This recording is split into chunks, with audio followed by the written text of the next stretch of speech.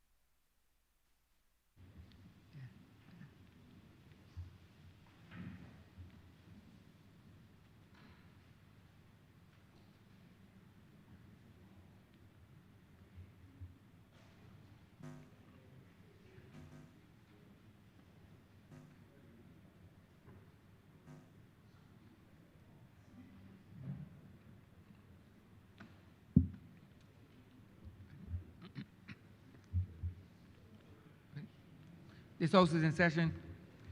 Minutes of the meeting held on Friday, 20th February 2026 to be confirmed. Honourable Leader, Government Business. Thank you, Mr. Speaker. I beg to move that the aforesaid minutes be confirmed. The question is that the aforementioned minutes be confirmed. All those honourable members in favour, please say aye. Those against, please say no. We think the ayes have it. The aforementioned minutes are hereby confirmed. Minutes of the meeting held on Tuesday, 31st of March 2026 to be deferred. Honourable Leader, Government Business. Thank you, Mr. Speaker. I beg to move that the aforesaid minutes be deferred. The question is that the aforementioned minutes be deferred. All those honourable members in favour, please say aye. Those against, please say no. We think the ayes have it.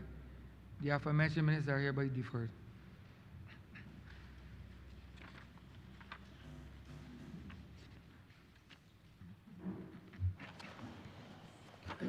Announcements by Your Honour the Speaker. Messages from His Excellency the President, petitions, papers, government notices, private members' notices, notices of questions, reports from select committees, first readings of bills. Honourable Leader, Government Business. Mr. Speaker, I beg to move the first reading of the Civil Aviation Bill 2026. Question that the aforementioned bill be read here first time. All those honourable members in favour, please say aye. Those against, please say no. We think the ayes have it. Statements by ministers, congratulatory and/or obituary speeches, personal explanations, motions for leave of absence, oral replies to questions, notices of motions for the adjournment of the House on matters of urgent public importance, orders of the day. Honourable Leader, Government Business.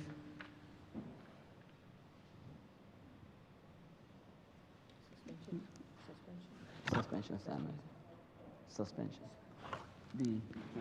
Mr. Speaker, I beg to move the suspension of standing orders 6, 16, 18, 20, 42 subsection 5, 43, and 44 for the remainder of the day's sitting. The question is that the aforementioned standing orders be suspended for the remainder of the day's sitting. All those honourable members in favour, please say aye. Those against, please say no. We think the ayes have it. The aforementioned standing orders are hereby suspended for the remainder of the day's sitting. Government business, sir. Government business is the order of the day. Order number 2. In the name of the Honourable Minister of People Empowerment and Elder Affairs, to move the second reading of the Older Persons Care and Protection Bill 2026. Honourable Member for Christchurch West Central. Mr. Speaker, I have to ask you before you say good morning to the good staff of the Ministry of People Empowerment and Elder Affairs, ably led by the Permanent Secretary, of course, and all the technocrats. A pleasant good morning to all Barbadians. But before I go into my speech, I just want to ask you to protect this young minister today. because the drollery I'm hearing from my colleagues when they indicate that something is about to happen that is special and epic. So, Mr. Speaker, and I was coming up, walking up these steps, which will be transformed shortly with our new legislation that would permit us to make Parliament more inclusive for persons with disability. One of my colleagues told me that he finds it strangely ironic that the first bill that I will be doing in this House, this August chamber, is a bill that not only represents people in Parliament, but those who are in the twilight of their years. But I want to remind him and all those who are in earshot that rather than strangely ironic, I would say, on the contrary, it is the alignment of the perfect stars.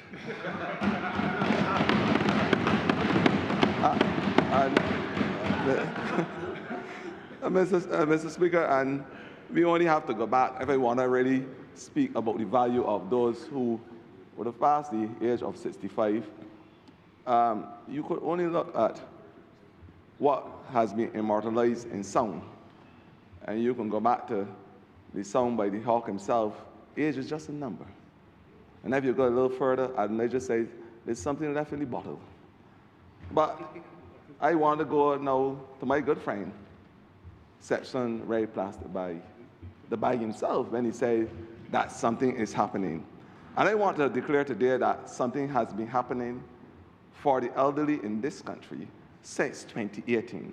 I want to commend the minister who led the charge back then, the past member for the constituency in the heart of Barbados, St. Thomas, and the immediate past minister, my colleague from St. Michael's South, the MP for St. Michael's South, the Honourable Kurt Humphrey, for doing an excellent job to ensure that something happened that would improve the value of the lives of persons who would have served this country with aplomb over decades ago and will continue to serve, because we believe that there's nothing better as it relates to how we treat to these people that to ensure that we have the mechanisms and the empowerment tools to secure their futures. I want to say, Mr. Speaker, sir, that this legislation has been long in coming. It is a legislation that has really and truly, in my mind, passed the overdue process. And there is no better time than the right time to do the right thing. Today we are going to do the right thing to improve, enhance, as the bill refers to care and protect the lives of the elderly in this country. And, Mr. Speaker, sir, when I say the lives of those in this country, in order for us as a government to pass what I would often refer to as the moral litmus test, we must pass the test as it relates to the care and protection of our elderly population.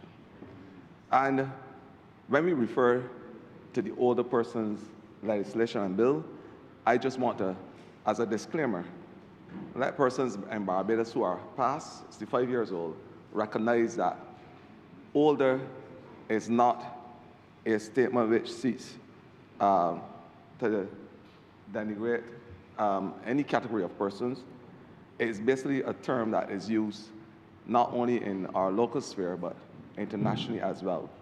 So first up, let me say that older bill, the older persons bill, is recognized as the language used not only in our sphere, but in our international community. Mr. Speaker, we have done a lot since 2018. And it would be remiss of me not to signal some of the things that we have done and the things that we intend to do so that the lives of those who have contributed immensely to Barbados, so that those lives could be given the value, the care, love, and attention that they truly deserve.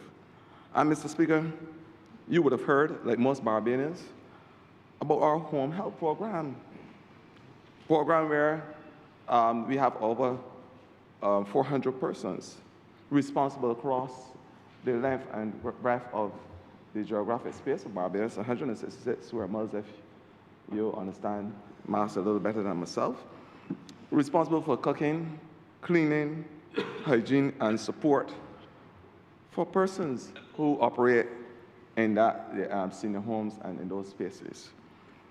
Mr. Speaker, must I go on a little further to tell you that the Community Elder Care Program, where community members, persons from within the community who have a sense of philanthropy, a sense of care, love, and appreciation, could provide substantive care for persons by providing companionship and stimulation exercises and programs for seniors in their own spaces, in their own homes.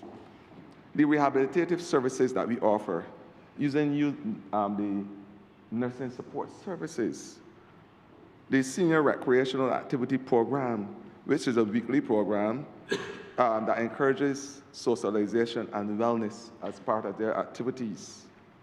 The Vauxhall Seniors Village, the improvements thereof, which provide independent and assisted living for seniors, for which recent major works were done under Minister Mike, the MP for the good constituency of St. Michael South, who work assiduously to ensure that that the seniors in this country not only have a voice, but a physical space where they can live the Barbadian dream and enjoy their lives.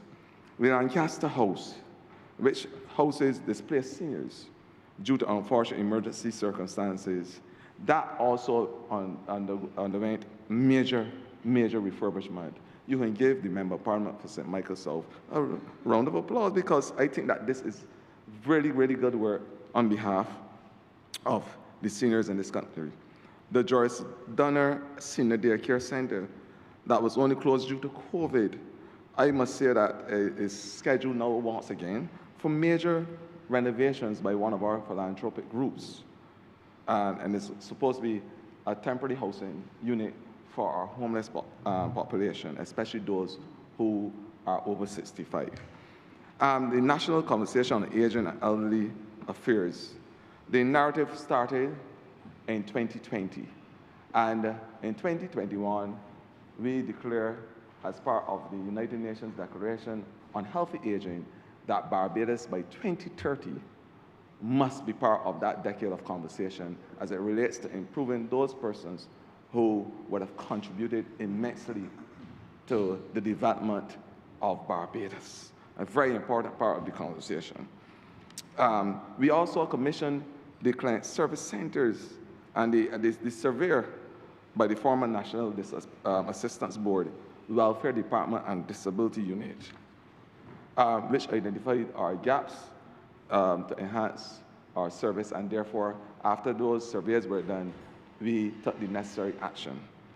We reorganized the National Senior Games. I must tell you that I met with the active players involved in our senior games, and at the meeting, coming out the meeting yesterday, it was decided that based on what happened in terms of the chronological events across the international sphere, that those games will take place in September of this year, which will be followed by the games that are held in Utah, Utah, and that those persons who would have performed commendably would be allowed with government's help to be part of those overseas and international meets.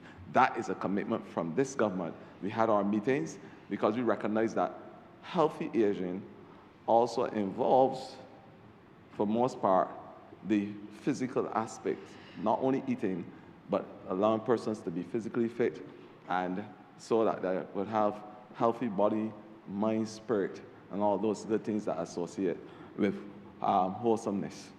I want, Mr. Speaker, to say that the meeting was a very productive one, and we are looking forward to a slew of activities that would involve dominoes, hockey as we call it. We have golf as part of the whole games, and all the activities that you could think about that the elderly or the older persons in this country would have come to us and say they want these games to be part of our senior and our national event. This is what we are doing, Mr. Speaker, because we are a government who, of course, listen to our people, and then we respond accordingly. It is not the other way around. Mr. Speaker, the care of the older adult in the community program, another program designed to strengthen community-based elder care with plans for national rollout.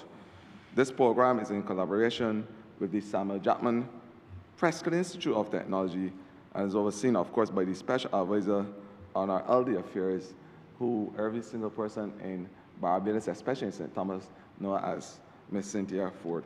The increase in amounts of vouchers and grants, as well as other kinds of assistance given through the former welfare department, now the social empowerment agency. You would have heard it being exposed in our budget that we were going to increase our grants. We are not only thought the thought in this case, but we are now walking the walk and doing the do on behalf of the good people in our country, especially those who are now not only in their silver years, but must I permit my tongue to say the golden years of their life.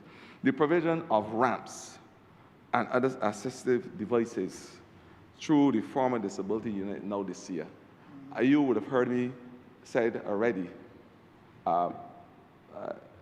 only recently last week or so, that there is a new project on the horizon. It started under the former minister, who is the Member of Parliament for St. Michael's South, and this project, of course, is the Access for All, where we are looking at to audit all government buildings first, and then we are looking at the private sector to have all accessible and inclusive Barbados for persons irrespective of disabilities, age, etc., etc.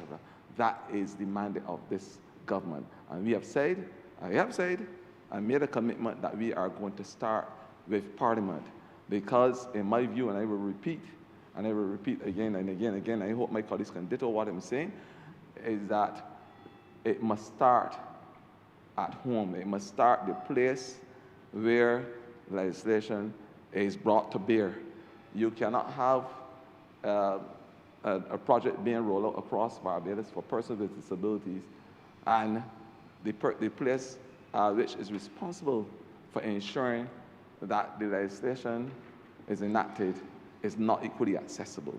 And this anomaly must be corrected post haste. And that's what I said from the inception, that the project must start with Parliament. And that's what you would have seen when you came into the precincts, that there are two big disabled parkings, fully colored in blue, with the wheelchairs sign on it, and we started with that, but we already have the drawings, thanks to the Clerk of Parliament, so that we can start making the changes necessary to accommodate those persons with disability and, of course, our elderly population.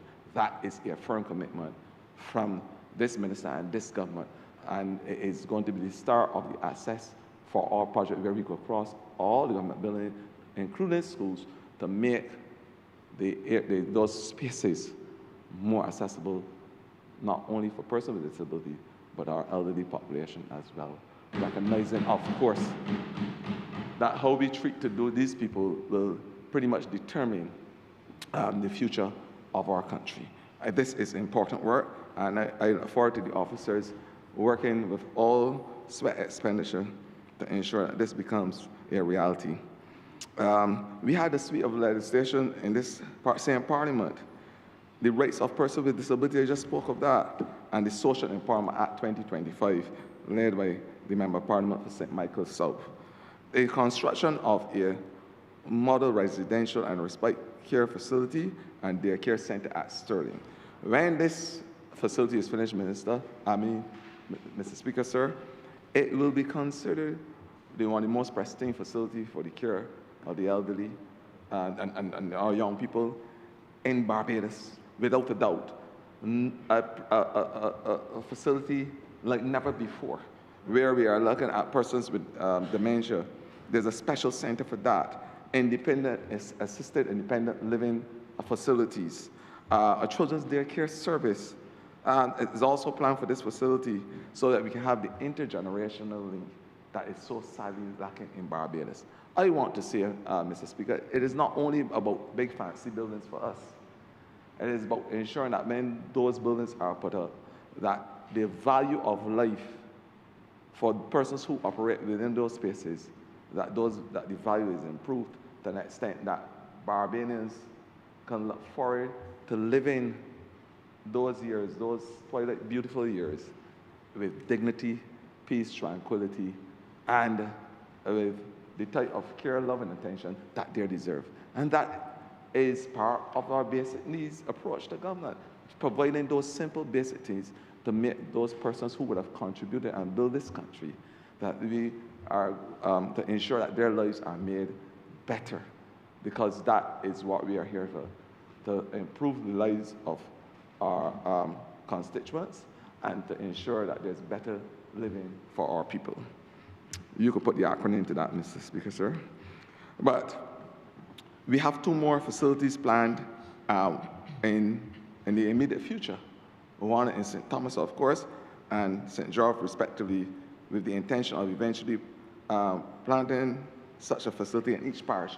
So the plan is to have one of these same type facilities, maybe smaller, in each parish so that we can have the day release facilities for both children, for the elderly, where the family can drop off their loved ones and collect on evenings.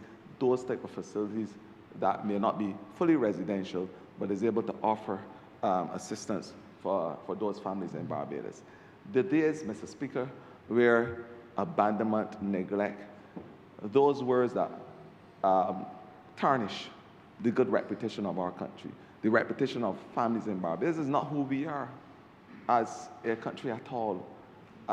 This whole concept of granny dumping, I have never heard it sound like something that dropped out the troposphere. Never heard. And all of a sudden it has become part of the Bajan vernacular and dialogue. This is not who we are as a country. And I'm saying abhorrently that this can never become part of the Bajan conversation. Granny dumping, where you leave your mother, your father, your uncle, someone close to you, in the hospital at the accident emergency, and you sneak in a car, put out high speed, faster than Usain Bolt himself, and will go and run away and leave the person there in the hospital so that the government could be responsible for the care. How did it come to this? How did the family structure? We understand that sometimes because of dementia, Alzheimer's, and other illnesses, that is a hard task to be able to care, and some persons may not be equipped. But oftentimes, based on the conversations I'm having with the officers, there are families who are fit, who are able, and who have the capacity to take care of their loved ones who are simply not doing it.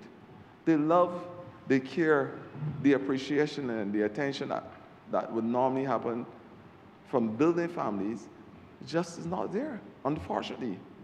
And it's unfortunate that we are at this juncture today in our parliamentary life, over 300 years, where we are now saying that legislation must be the enforcement mechanism for something that we would appreciate over the years. It's pretty natural to me. Taking care of my mother is a natural phenomenon. I would not fathom, I can't, how it would require a government to intervene for a person to have to take care of their loved ones. I can't fathom it. I don't know how it's possible. In my world, it is not possible in my head space. But I don't know how it's possible because that is what we are seeing nowadays. In Barbados, it's a cultural paradigm that is just not acceptable. And a lot of the responsibility now falls on the state.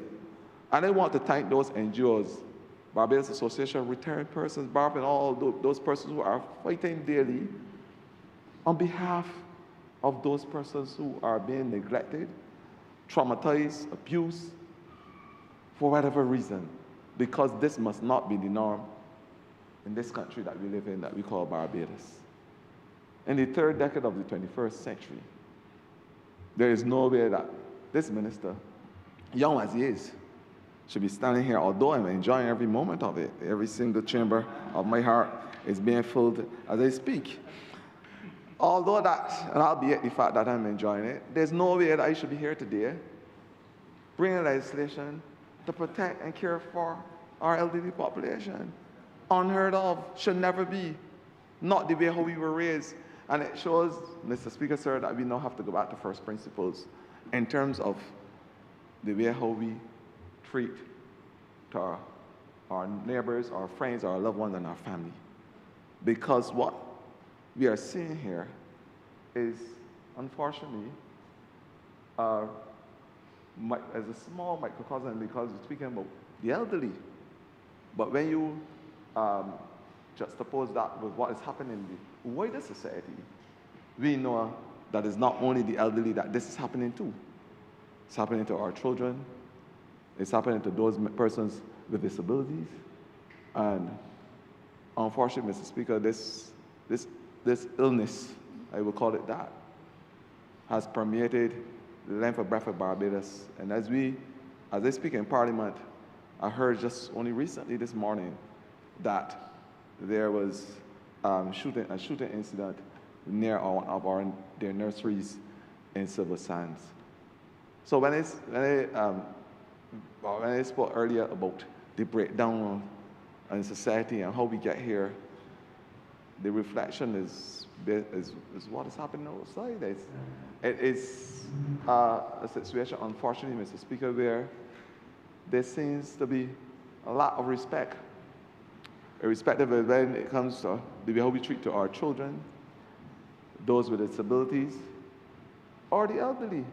There is just an unfortunate lack of respect, lack of love, lack of care, lack of empathy, and lack of the basic tenets needed to ensure that Barbados becomes and continue to be the Barbados where it is recognized as a beacon of the Caribbean.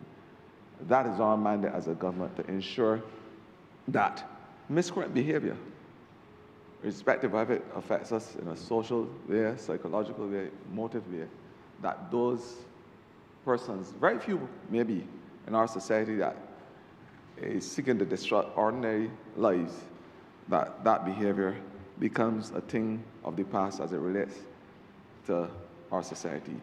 And that is why I said earlier that one of the programs that we have is to have an intergenerational linkage program between those who are in the twilight of their years, over 65, and those young people who are impressionable, who would require that we call big brother, big sister, and big uncle, and big mommy, love and affection and care and guidance, because I think that is what is sadly lacking in this country.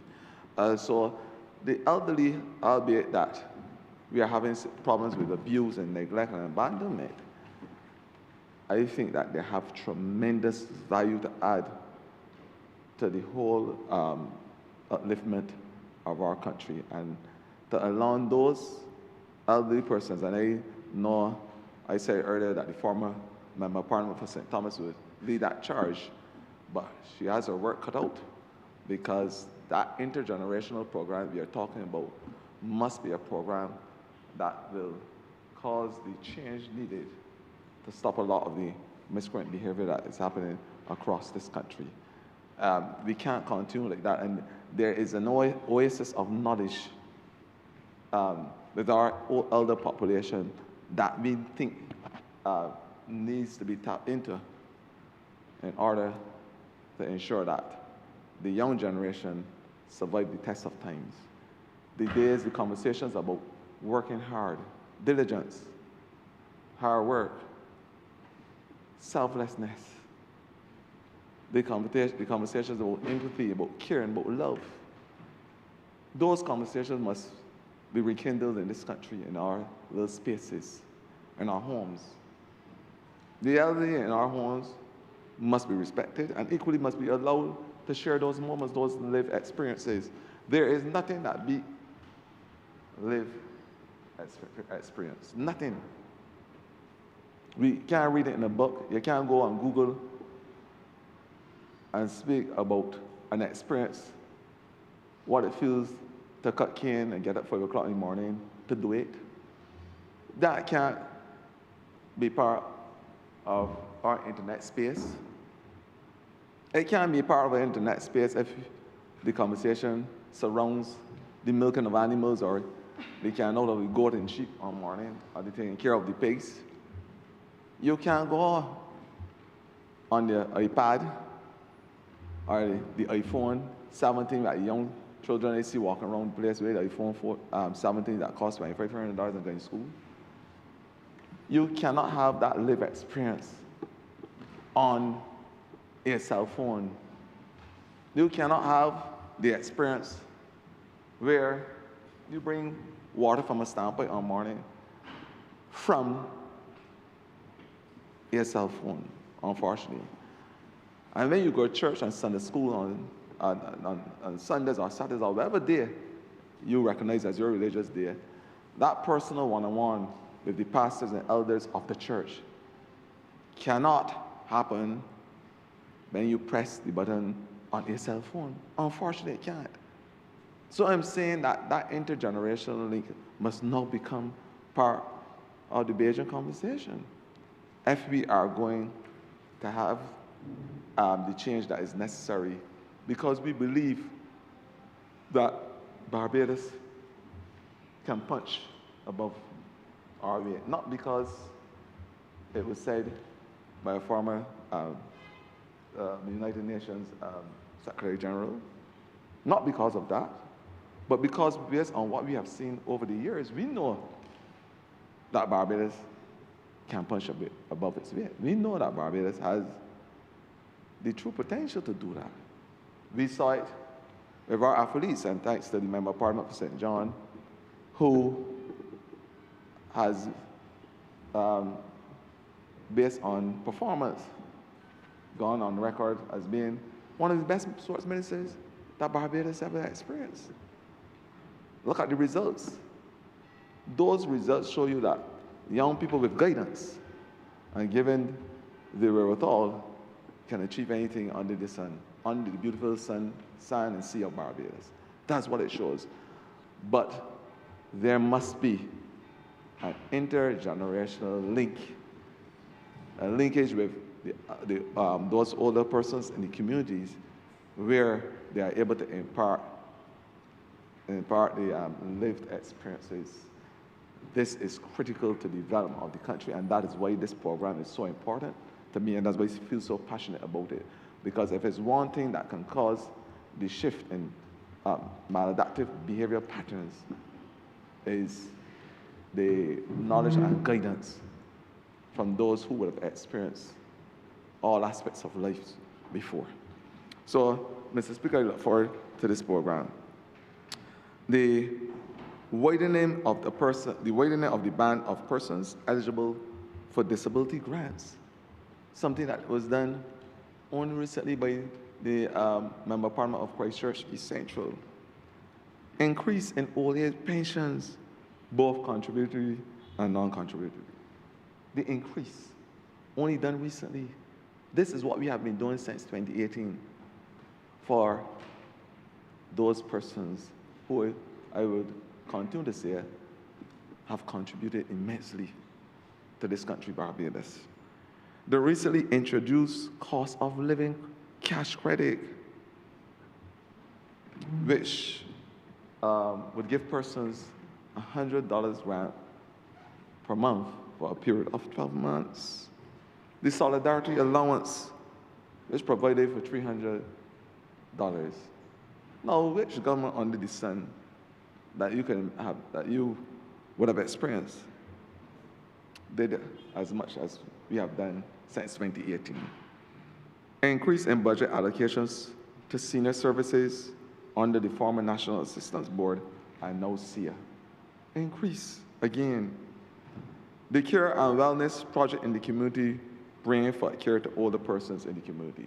Now, this is really at the heartstring of the Prime Minister herself, where we recognize that amputations in this country are way above what is expected in less than 300,000 persons. And the amputation rate is, based on medical reports, it is above that which it really should be.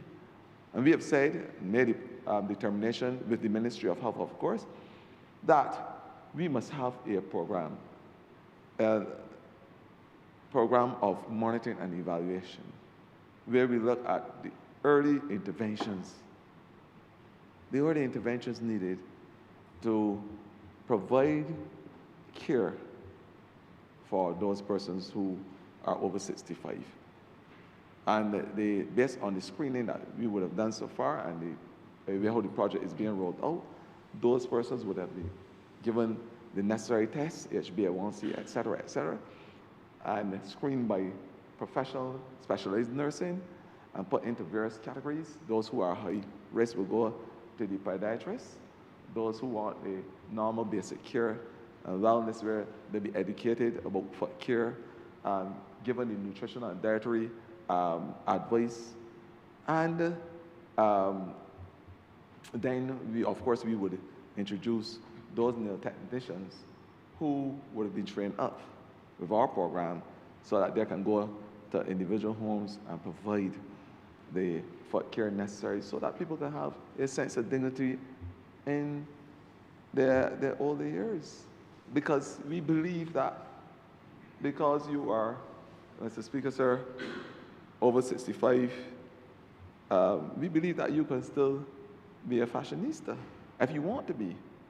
The member partner for St. Thomas, former member partner of St. Thomas, when she entered this hollow chamber only a couple of months ago, the outfits that she wore, I think that she could model on any of the international modeling scenes that we have across the world, because she appreciated and understanding the good quality of dressing and looking beautiful.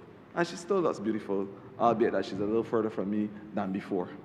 Mr. Speaker, sir, we have done our bidding and our part to ensure we bring a sense of dignity and enjoyment to the lives of persons over 65. The strengthening of ties with NGOs, providing subventions and, of course, other assistance to BARC, the Seroptimist groups, Barbados Alliance to End Homelessness, and the Alzheimer's Association, to name a few. They raised threshold for the income tax, which would ease a lot of persons over the age of 65. And we are presently working, thanks to Ms. Jacqueline Wilcher, who is doing the work in terms of the legislation on the lasting power of attorney, which is a piece of legislation that will give those older folk the ability to will their properties and to ensure that their legacy stays within the arm reach of which they would want, and as part of their will, etc. That is what we are doing to ensure we protect the elderly, because we understand that there are a lot of nefarious persons who would have ventured and skirt around the abuse of elderly, even financial abuse, and that is something that we have a serious concern about. Mr. Speaker, we have done a lot, and it started in 2018.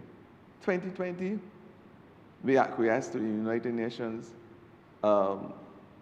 decade of healthy aging, because we believe that as a small island developing state, that healthy aging must become part of the dialogue and the conversation.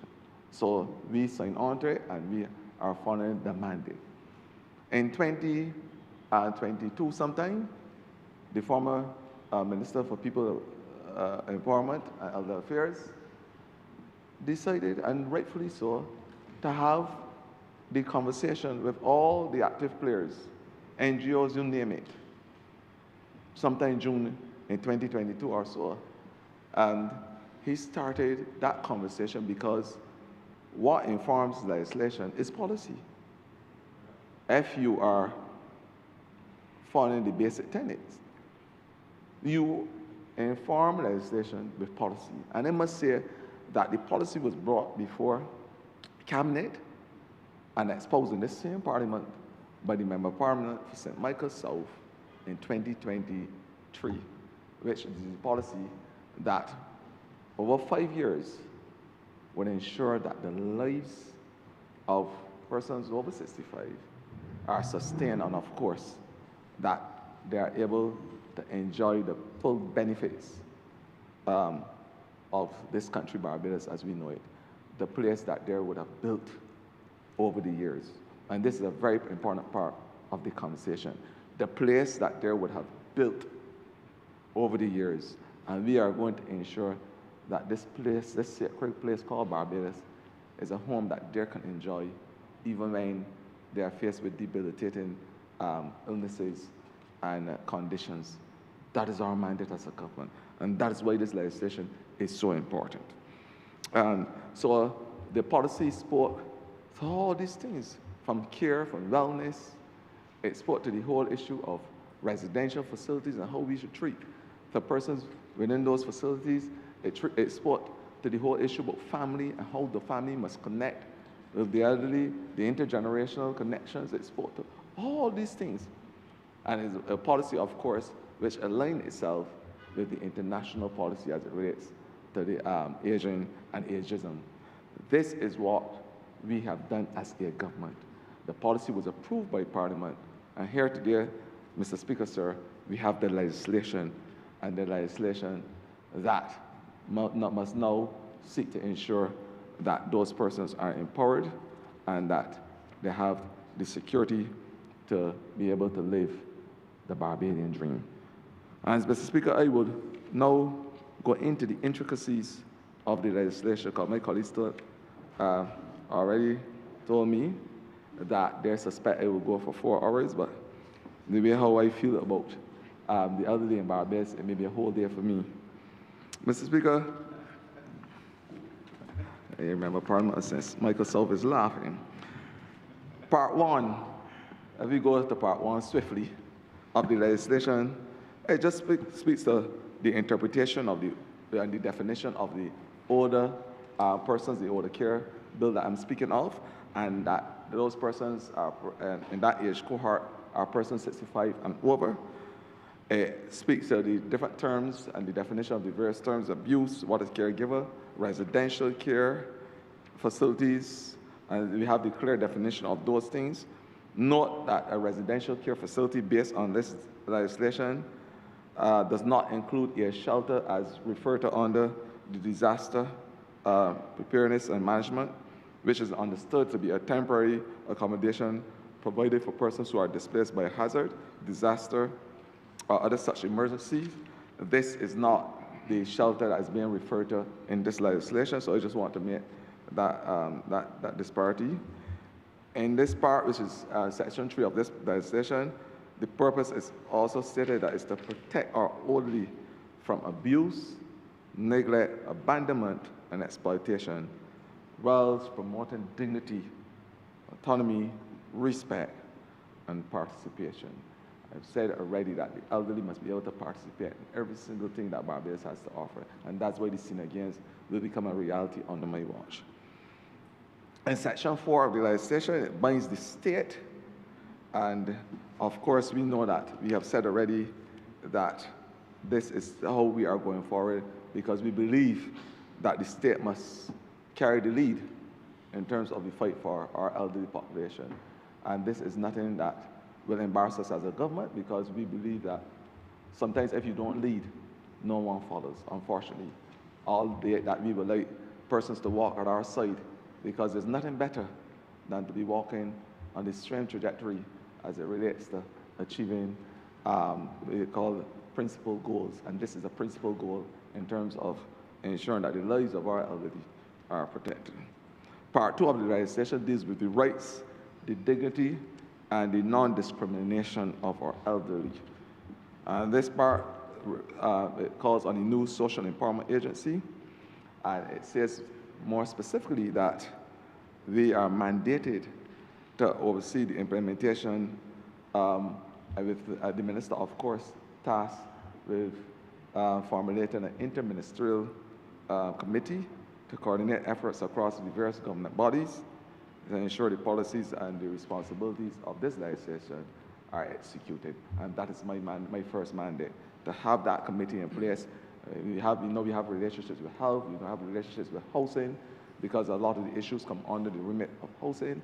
We have a lot of a relationship that I just spoke of with the Minister of Sports, where I will be having limited conversations as it relates to how we shape our senior games so that we can get the ministry's mandate, which is the wellness and the protection and the inclusiveness of those seniors, along with the sporting aspect of it, where we know that those athletes can go on the world stage and win medals and bring home for Barbados, just like our juniors did over the last couple of weeks. And that is why we have to ensure that there's an interministerial connection on Sago to be. At Section 7, of course, the general principles are emphasized for the administration, and the older persons are, so we can have the rights of those older persons and the entitlements being fleshed out in the legislation.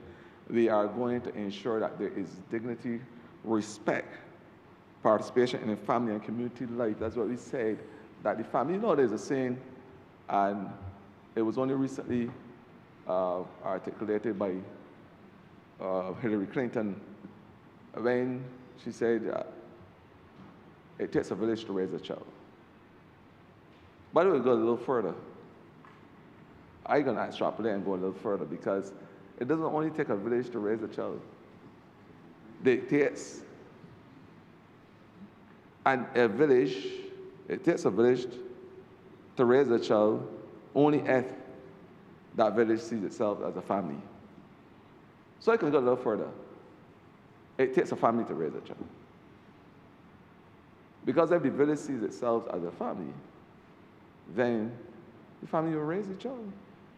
So we now have to get those villages to see themselves as one big family. And my idea of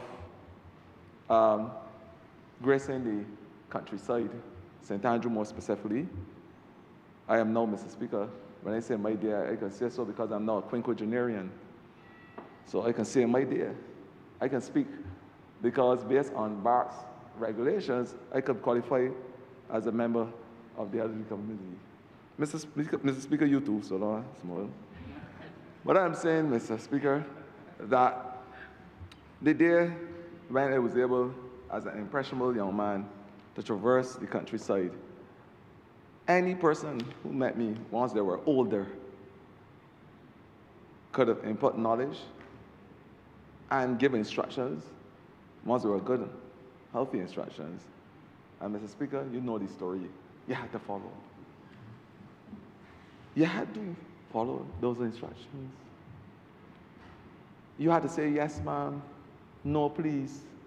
So every single person was called an uncle and an auntie and a godfather. That's why I say just now, a village can raise a child if the village sees itself as a family. So by extension, the family raising the child. That's what I said. And I will not swallow my words. I probably elasticize on it. A village can raise a child, yes. But that village equally must see itself as a big family raising that child. And there was respect across the board. And dare you to go home and tell your mother or father that old lady laying down the hill tell you to pull out your pants. Because if old lady Lane get to mommy or daddy before you, your pants will get pulled down with it. That was the reality of the life that we face. And we were raised, and raised properly too, by this mantra, where every single body took responsibility for the children in the neighborhood. And I am saying this is where we have to go now, Mr. Speaker. Intergenerational needs. I will continue to repeat it ad nauseum. I will, because it makes sense in my head space. It does. Part 3 addresses service standards. And Section 9 outlines the guiding principles for provision of services. These include recognition of the social, cultural, and economic contribution of older persons, participation of older persons at all levels of the decision-making and the decision-making process, recognition of the multidimensional needs, the access to information through education and training, prevention of exploitation, respect for dignity, and ensuring that as far as reasonable, that practical services and facilities are accessible. And Mr. Speaker, I've said already that the training and training needs must not only be limited to our young people. I have a lady who is 83 years old who messaged me on WhatsApp. I won't tell Barbarians the type of conversations we are having. Please do. But she messaged me on WhatsApp, and we have good conversations. Very good conversations on WhatsApp. And she's on WhatsApp. And she knows about YouTube. And she enjoys Googling on the internet, and we talk about those Philodactylus pulchers, those cantropids, those lizards, and we talk about all those animals and things because that is what she likes. She likes National Geographic like myself. So we can talk about the reefs and the sargassum tracks and all sorts of different things, amongst other things. But we can have our conversation and we can speak for days because she understands how to use the internet and the computer and the different apps. She understands. And she knows about it. And she knows everything that's going on in Barbados, and she's 83 years old. Young 83 and understands everything. So training, technological training as part of the conversation, I would support 150% because we sometimes take it for granted that those persons who are past 65 years old don't have no appreciation for these technological things. I want to say that is the biggest myth in Barbados. They understand the digital sphere sometimes better than the young people. And they understand and appreciate the use of technology, robotics, and all those things. So if they want to be part of the conversation, let us have the conversation with them. Let us provide the training so that they'll be au fait with all the technological advancements that this country is making. And that's what we are saying as part of this section, to give them the opportunities to be part of not only the technological space, but the decision-making space as it relates to their life. If they want to be involved in these things, let us provide the wherewithal so they could be. And that is the conversation that we are having with our elderly. Part 6, this with the protection of older persons from abuse, neglect, abandonment, and exploitation. And it addresses the critical issues of abuse. And unfortunately, it has come to this, where this government now has to move apace to have legislation to protect our elderly from abuse. Now, abuse goes the whole spectrum. Verbal abuse, psychological, sexual, physical, even pharmacological. And when I say pharmacological, I'm not saying so because it would take me back to my former vocation. Not because of that. But it is a lived reality for a lot of the elderly in this country, where, because they may be restless, or because they have certain idiosyncrasies because of age being a factor, those persons in charge of their care will subject them to loads of medication. Loads of medication inadvertently, without justification, without medical justification. That is a dangerous form of abuse. And it happens, unfortunately, in Barbados. I see the Member of Parliament, who is a doctor by training, I said, Philip North, shaking her head with agreement to what I'm saying. It is a serious concern. My mother and my grandmother ain't going to sleep early enough. She keep a noise at night. She want me up because she's accustomed to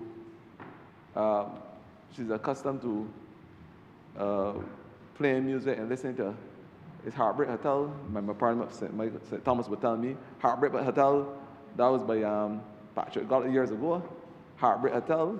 So she listens to heartbreak and tell, but the noise from the radio upsetting the rest in the house, so we can give her some sleeping tablets. And you pelt three lorazepam, and you want to have the appreciation that those 3 lorazepam or 4 lorazepam that you give her, because one ain't doing nothing. If you give you 2 in there, only since she sleep for an hour, see you put 4 lorazepams at the disposal, and you know the rest is history. That is the type of abuse I'm talking about when I speak of pharmacological abuse of our elderly. And it's something that is really of a concern for me personally, because I have seen it, as I said in my last vacation, and I seen the nodding of the Member of Parliament for St. Philip North, and she's nodding in my direction, although I know she's not a contortionist, she nods in my direction. Mr. Speaker, sir, these are the lived realities of the elderly in this country. It's unfortunate that I'm having this conversation, and emotionally so, because we should be here.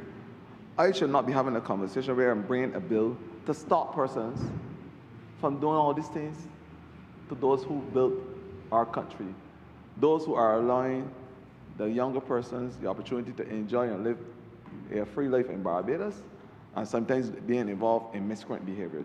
It is these persons over 65 who made the contribution, who by the sweat of their brow, who endure the torture and hard work, who understand the whole true meaning of sweat and expenditure and on equivocal sinew.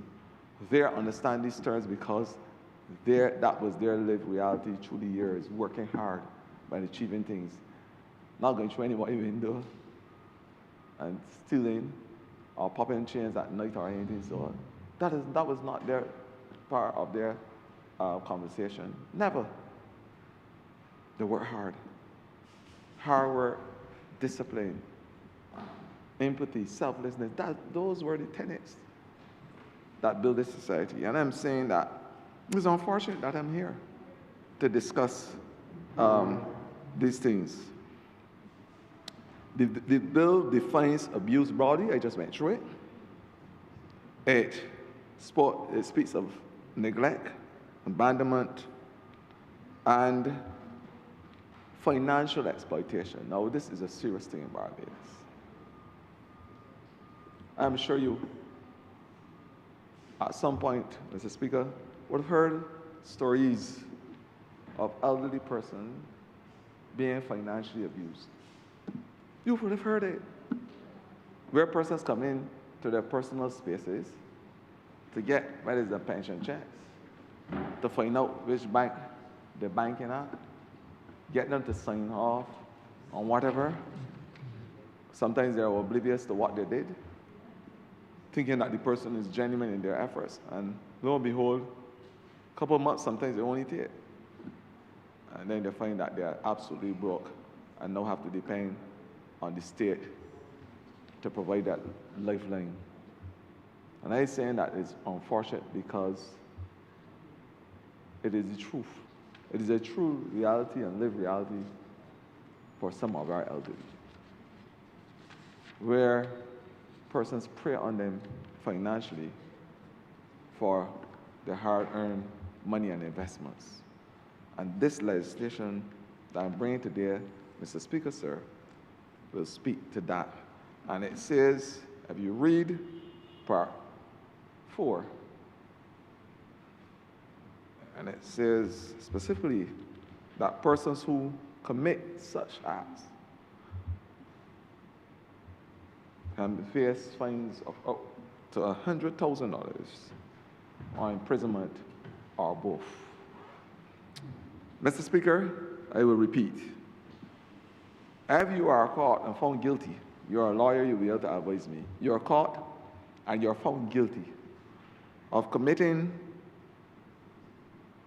any of these offenses, abuse, psychologically, emotionally, or otherwise, neglect, abandonment, and financial exploitation, you can face fines of up to $100,000, imprisonment, or both.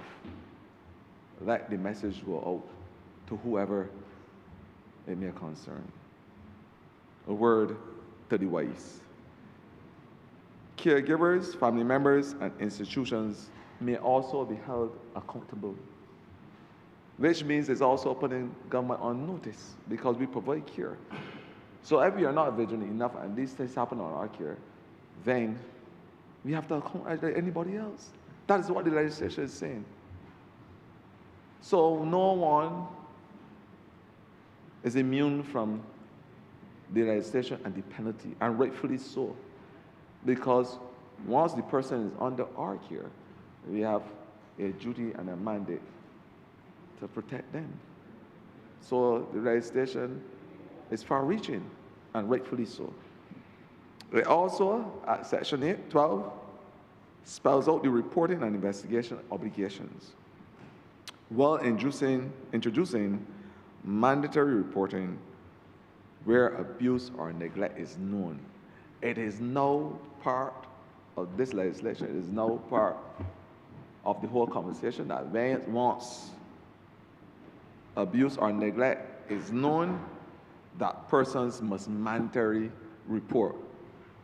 And these persons that I'm speaking of more specifically are the duty bearers, Mr. Speaker, sir.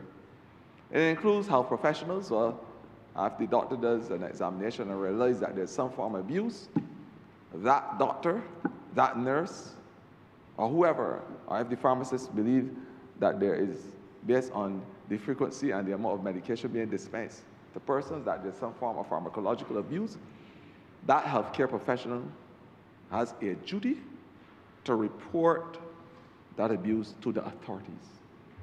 Contact the police and report that abuse. This legislation speaks to hospital administrators, social workers and social service professionals, law enforcement officers,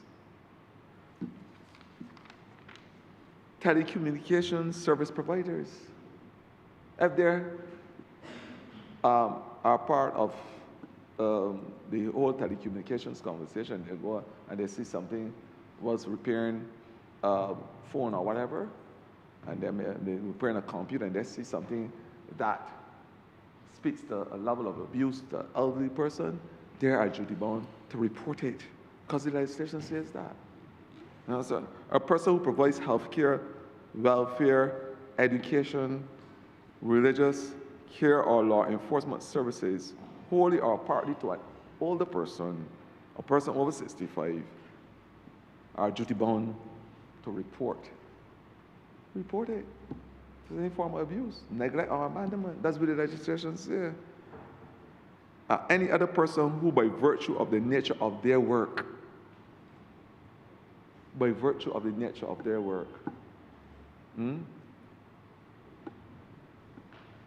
it may be one of the care workers that we have in the community.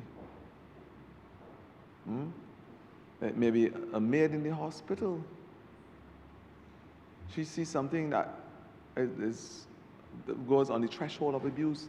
She has a duty to report to the nurse. This morning I saw such and such person came in here to look at their mother, and I saw her pinch or slap her because she was pulling at the bandage or whatever, and I see her pinch the mother, or she had a lighter, a hot lighter, and I saw her put it on the mother. Those types of things, the maid should report as well, because these things happen. I'm not speaking because I had a whimsical experience somewhere in the thermosphere.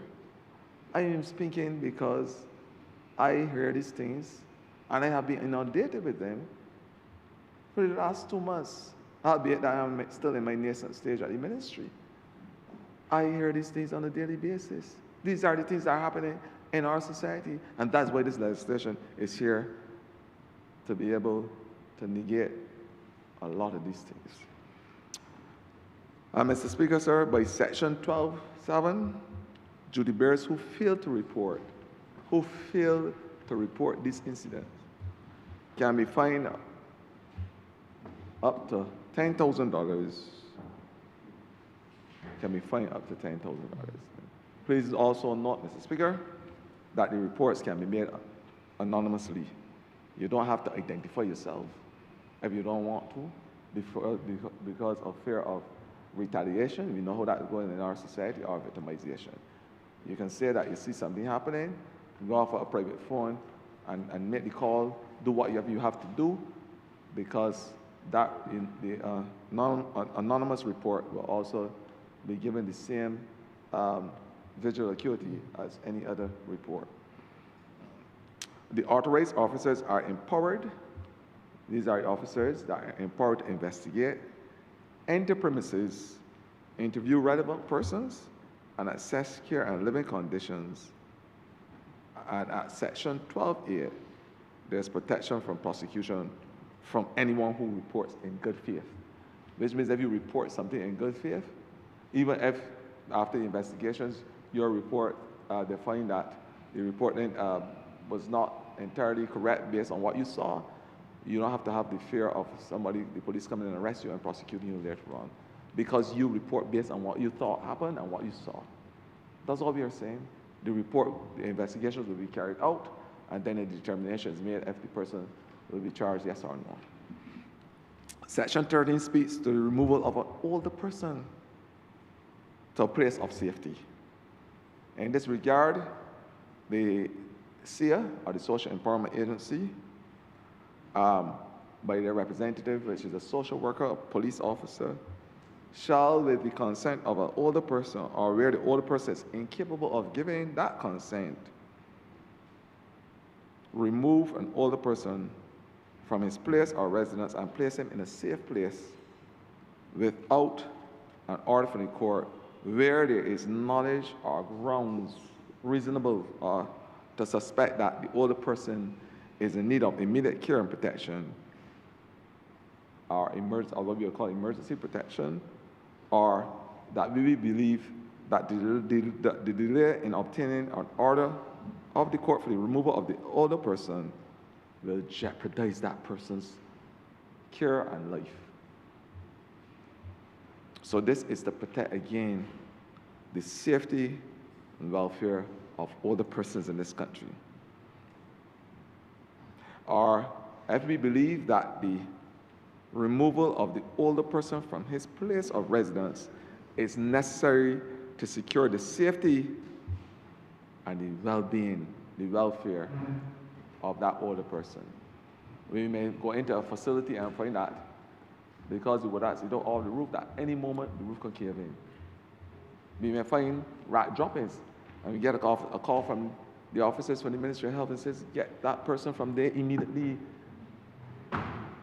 There's a situation like leptospirosis or a vermin-borne disease, borne disease could affect that person. We have to move with alacrity to get that person from there. And this is where the legislation allows immediate action from the officers, and they give the list of officers who has the power. The list.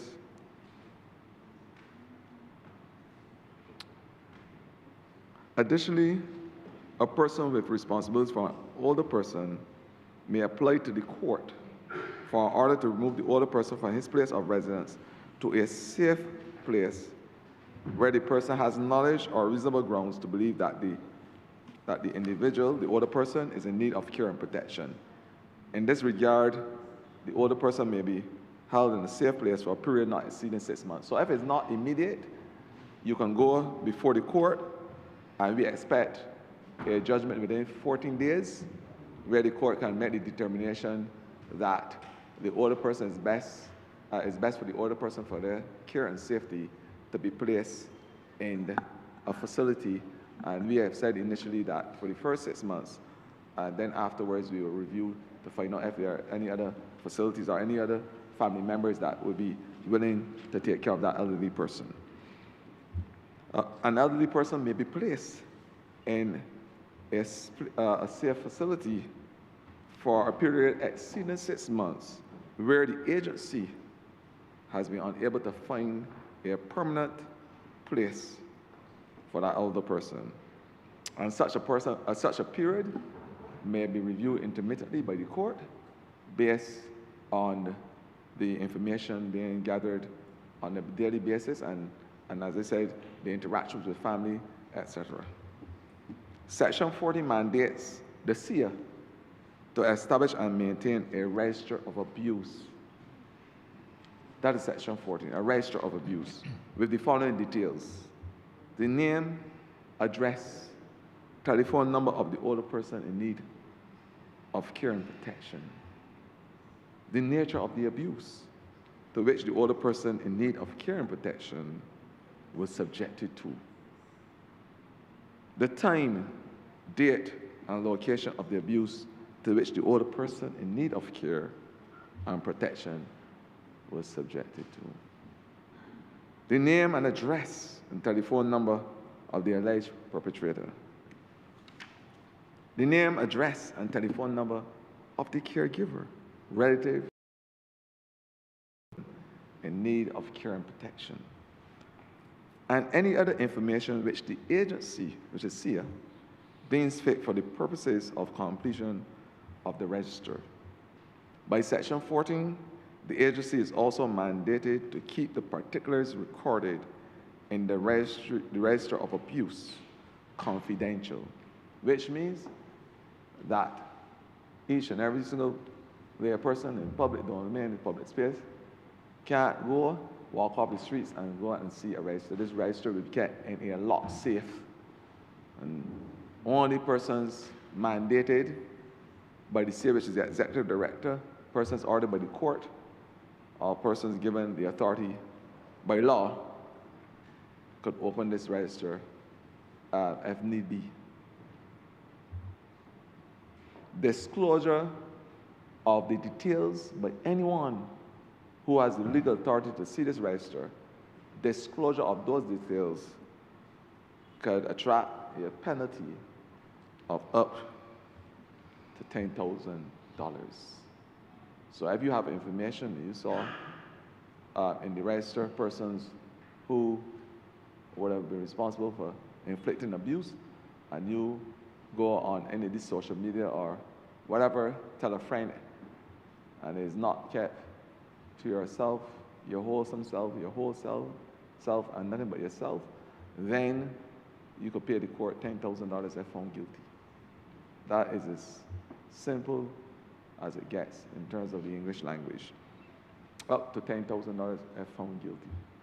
So you have a duty to keep it to yourself, that which you see, or that which you saw in the register. Section 15 sets out the procedure by which the court can issue an appropriate emergency care and protection order for the relief of an older person and the considerations to be taken into that account. These include the need for family or special care, and special care is defined under Section 15.7, which is the care, specialized health care, which may involve physical, cognitive, mental, and of course this will require professional support, specialist professional support to administer that special care. Yes. The member parent for St. Thomas, he requires special care without computer too. It must however be noted that by Section 15.6, he took special care of the computer. It must however be noted that by Section 15.6, an emergency order so made shall have effect only for 14 days, although an extension may be sought for another 14 days. So if there's an emergency order where the person must be taken because of special care, it will have effect for 14 days. And if you want to extend that 14 days because we recognize that the person is in need of more specialized professional help, then we can go to the court and ask for it to be extended for another 14 days. That is the legislation. Part 5, emergency protection and safeguards. This section deals with older persons who face immediate risk, and in order to be able to protect and safeguard them, we are saying in this section that the authorities, again, the authorities speak specifically about persons related to SEER, police, or any person mandated by the court, the authorities can remove the person from danger and arrange emergency care or accommodation. The safeguards ensure actions are proportionate and respect dignity and the rights of that person. In Part 5, the legislation deals with places of safety, and by Section 16, the Minister in times of emergency may designate such appropriate safe spaces. I want to repeat that. In times of emergencies, safe spaces may have to be created because of hurricanes, natural disasters, and we may have to make the determination of those spaces. And for those purposes, as in emergency response, and we saw that the legislation gives the minister that authority to designate safe spaces based on the immediacy of the response needed. He may also revoke such designations as he or she sees fit. Section 17 addresses the unlawful removal of vulnerable people from persons from places that are considered safe, and the relevant fines are prescribed in Section 17, and that is something that I think that persons can do read up on. Part 6, residential facilities.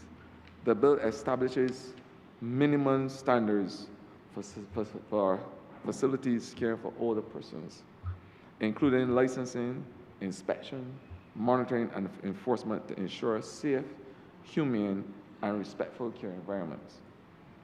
As the population ages, of course, there will be greater demand for long-term care and residential facilities. Part 6 focuses on residential facilities for older persons. The legislation stipulates mandatory training for caregivers, including those in home-based and institutional settings. It also provides at Section 18 for the registration and regulation of residential facilities which are classified as Type 1 or Type 2.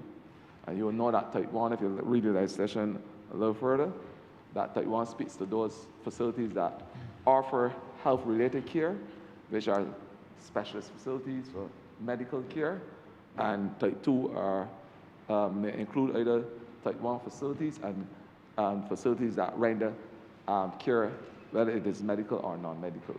So that is the basis for that differentiation between Type 1 and Type 2, where Type 1 deals with medical care. The classification of residential facilities is prescribed in the schedule. As I said, when you read the legislation, and it details the standard operational procedures for these facilities. It speaks about the management and the rights of residents within this facility, and we have said already that the residents will have residential type committees, which will be formed in the residence facilities where we have persons, residents, their representatives, and persons from the ministry sitting as part of the committee to be able to ensure that the rights and the safety and protection of older persons are realized. Rights and regulations are comprehensively covered at Section 19, including access to personal possessions, participation in social and recreational activities, privacy and timely notices for transfers or discharge. We are saying that we must bring persons in as part of the conversation in a holistic way as it relates to the right and access to their personal possessions, the right and access to have social activities in a non-discriminatory way, the right for them to have recreational type facilities, because we believe that balancing the humors is an important dimension as it relates to holistic living and wholesome living. So we are encouraging persons to be involved in recreational type activities as the physical need allows. Guidance is also given for non-discriminatory admission to facilities. You can't discriminate when you are admitting persons. For instance, my colleagues would know that if they call me, Mr. Speaker, and ask for a person to be placed in a facility, that the social worker would do all the due diligence in ensuring that that person passed the threshold, that there's no other family member, that there's no other facility, that the person is at the wit's end, basically, as it relates to finding facilities, and then we can incorporate them. So there is not one rule for any specialized individual or specialized group. Section 20 prescribes a mandatory offering of services for all residential facilities. So there is a basic level of servicing that we will offer for any residential facilities that we won't deviate from, despite the location of the facilities, the type of facility it is, the type of building it is. That has nothing to do with the mandatory basic needs approach to every single facility that we will be facilitating. And it's specifically the 24-hour need, because those residential facilities must be manned 24 hours a day. And we are saying that we are going to ensure that the staffing is there, that the specialist staffing is also there to be able to facilitate persons with special needs, because we understand that as person age, that they will require certain special needs that probably a younger person may not.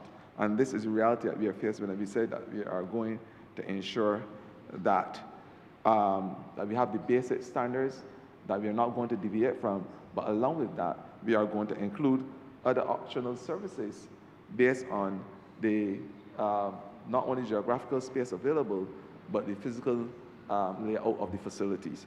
And these other services may include rehabilitation services, respite care services, counseling services to residents and family members, because we believe that family members must be part of any conversation when we have a resident in our facilities. Public education on aging, very important, outreach programs, the training of volunteers as caregivers, sport and recreational activities, I spoke about them earlier, the provision of beds for the temporary accommodation of vulnerable adults, assisted living services, which provide accommodation, care and support services for older persons with special needs, and of course, independent living services, which provide safe and accessible accommodation to older persons. So all of these are things that we are doing along with the basic services to ensure that once the opportunity arises, that we can provide these other additional services, what we call the optional services, as part of our menu. Section 21 deals with registration of residential facilities. A person who wishes to operate a residential facility shall apply to the Minister for registration to do so, and the Minister may refuse to register the residential facility, register the residential facility subject to such conditions as he/she may determine, and direct the applicant be issued a temporary certificate of registration stating the conditions, or C, register the residential facility. Where a residential facility is registered, the certificate must be prominently displayed on the premises at all times. You must have the certificate like all other businesses, because this is not only for a residential facility. I think this is across Barbados, where if you are registered with VAT, that certificate must be displayed prominently. If you're registered with any association, your qualification, etc., all those things must be displayed in full view of the public, so that they will have no questions being asked about the legitimacy of your business. And that's what we are saying. In addition, provision is made under Section 22 for a residence committee. I spoke about that earlier. As outlined in the bill, residential facilities must operate under a licensing regime with periodic inspections by qualified inspectors to ensure compliance.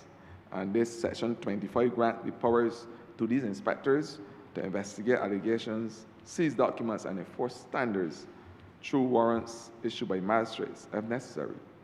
Provisions is also made for revocation of registration of residential facilities. As I said before, we are very serious about ensuring that these facilities remain safe havens for older persons. And Section 26, an offense is created where a person hinders or obstructs an inspector from carrying out his duty, refuse to give the inspector access to the premises, or comply with an instruction or direction or directive given from an inspector. That person who refuses or do all these things I spoke about just now can be fined can be given a fine of up to $10,000 or to imprisonment of a term of 12 years or both.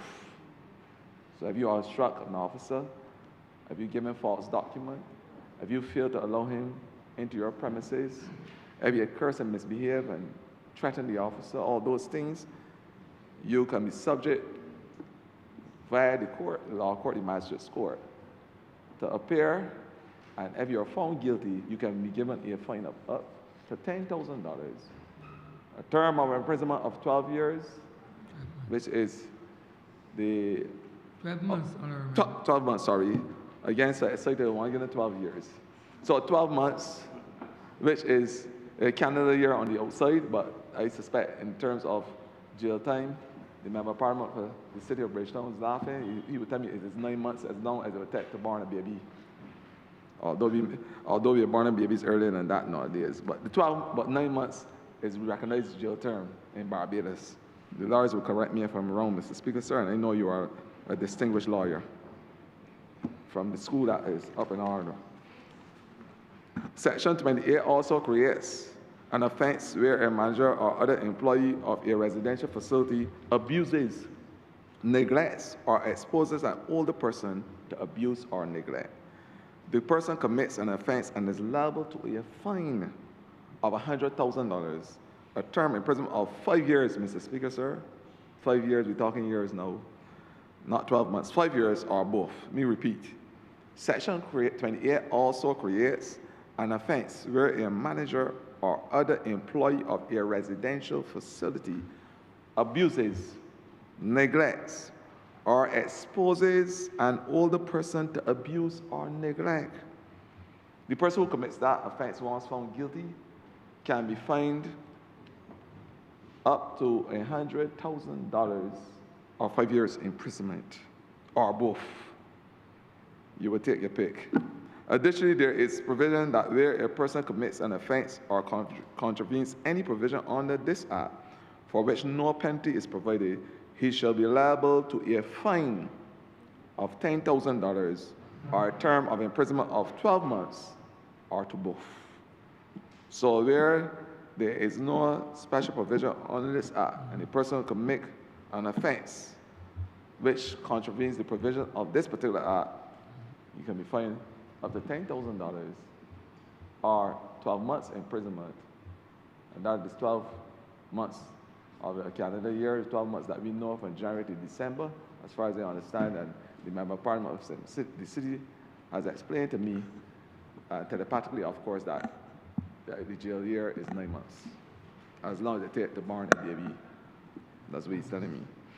Section 29 speaks, Mr. Speaker, sir, to reporting to the minister by operators of residential facilities. A manager shall, within 60 days, 2 months, after the end of each financial year of the residential facility, submit to the minister a report on the complaints of the residential facility. Now, after a year, because every contract is given for a year for you to operate the facility, after that year has passed, you are asked and tasked by this legislation to provide a report. And that report will come within 2 months after the day of the year has passed for review. And in those 2 months' time, you have to give the report that will show that you have complied with the service standards, that you have complied with the measures as prescribed under this act, that you have done everything to prevent abuse of older persons under your care, and that there is no form of abuse for persons under your care, and the provision of any service agreement concluded during the financial year.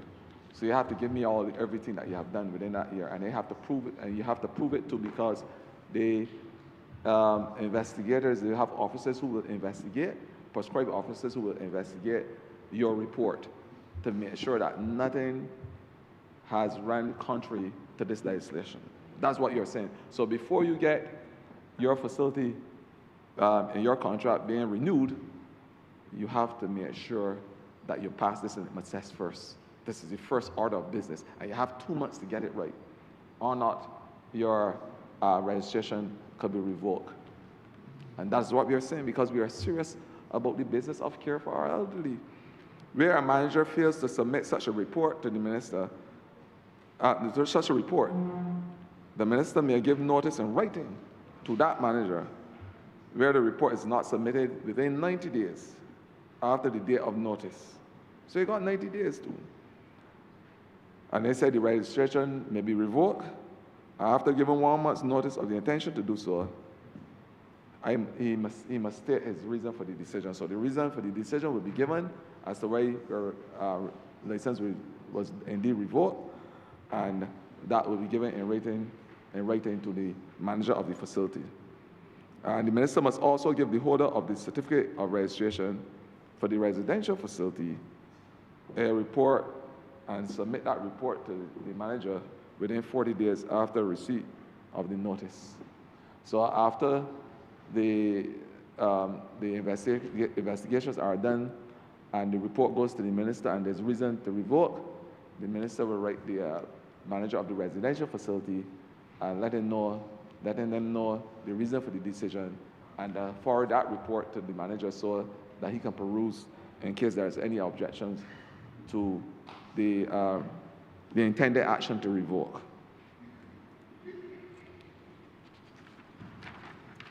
Section 30 deals with non-compliance with conditions for registration of residential facilities with provisions for suspension or, where necessary, revocation by the minister. And I said just now, persons got 14 days to respond after they're written with the intention to revoke. You will get a report as to the reasons why, and you have 14 days to respond. But if it's conclusive that there are indeed episodes of abuse, then you have to prove that there are not. And you have to give your reasons and your documentation. So that is as far as goes in terms of section 6, my apology. Part 7, home-based care. A primary objective of the National Policy on Aging for Barbados is aging in a place for as long as possible once that place is healthy and it allows you to fulfill your obligations. The legislation accounts for the role of family and community because we believe that persons would do better if they age in a familiar environment, a community that loves them, a community that they are accustomed to. Persons in St. Andrew, when they're enjoying that rustic beauty, remember Parliament of St. Thomas is shaking because she understands that St. Thomas allows that rustic panoramic view of Barbados like every place else. The farmer, that's someone told me, my colleague from St. John told me the farmer. I still look at her every time I see her. I remember that because she's a septuagenarian, my heart goes out to her. And she will fall smack within this legislation as well. Probably, as I said before, is to allow persons to age in communities and environment that they would enjoy and they're accustomed to. You don't want to put them in unfamiliar territory unless the need arises. So we are saying that home-based care must become an equal part of the conversation because we believe that we should facilitate them in an environment that they're accustomed to. The part 7 of the bill therefore provides specific guidance for home-based care, how we are going to ensure that home-based care is at the level that this ministry and this government would want it to be. And so there are certain restrictions and information given in terms of home-based care. And I'm also tasked as minister with keeping a register of such home-based services. And the register must be confidential again and is not therefore accessible to the public. A person who fails to comply is liable again to a fine of up to $10,000 or 12 months imprisonment or both. So you must, if you're providing home care services, you must be able to comply with the whole registration process. And if you're not going to register, you want to do it illegally, then you're subject to this fine. Part 8, confidential information. By Part 8, Section 34, protections extend to confidentiality and privacy, which are formally protected. It restricts unauthorized publication of information that could identify vulnerable adults. We are saying that we don't need to place identities and locations of persons in the public domain where we know that those persons are subject to abuse because we may be endangering the lives of those persons. That's what it simply says. And it allows us to do our reporting internally.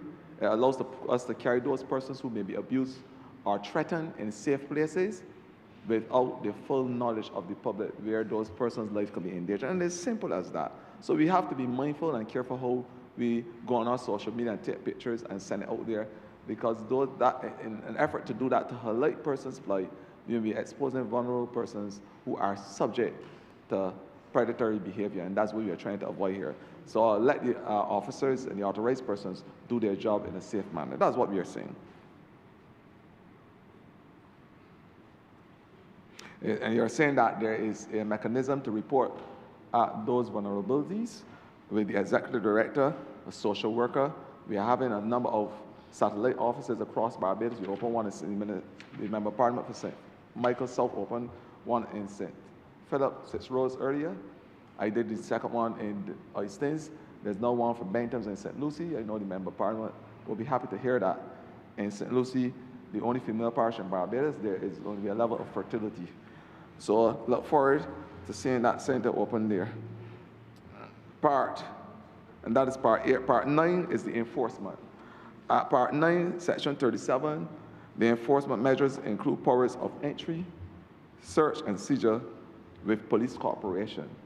So with the police at our side, we are going to be able to search, enter any facility once the facility registers as a residential facility under our care and our mandate.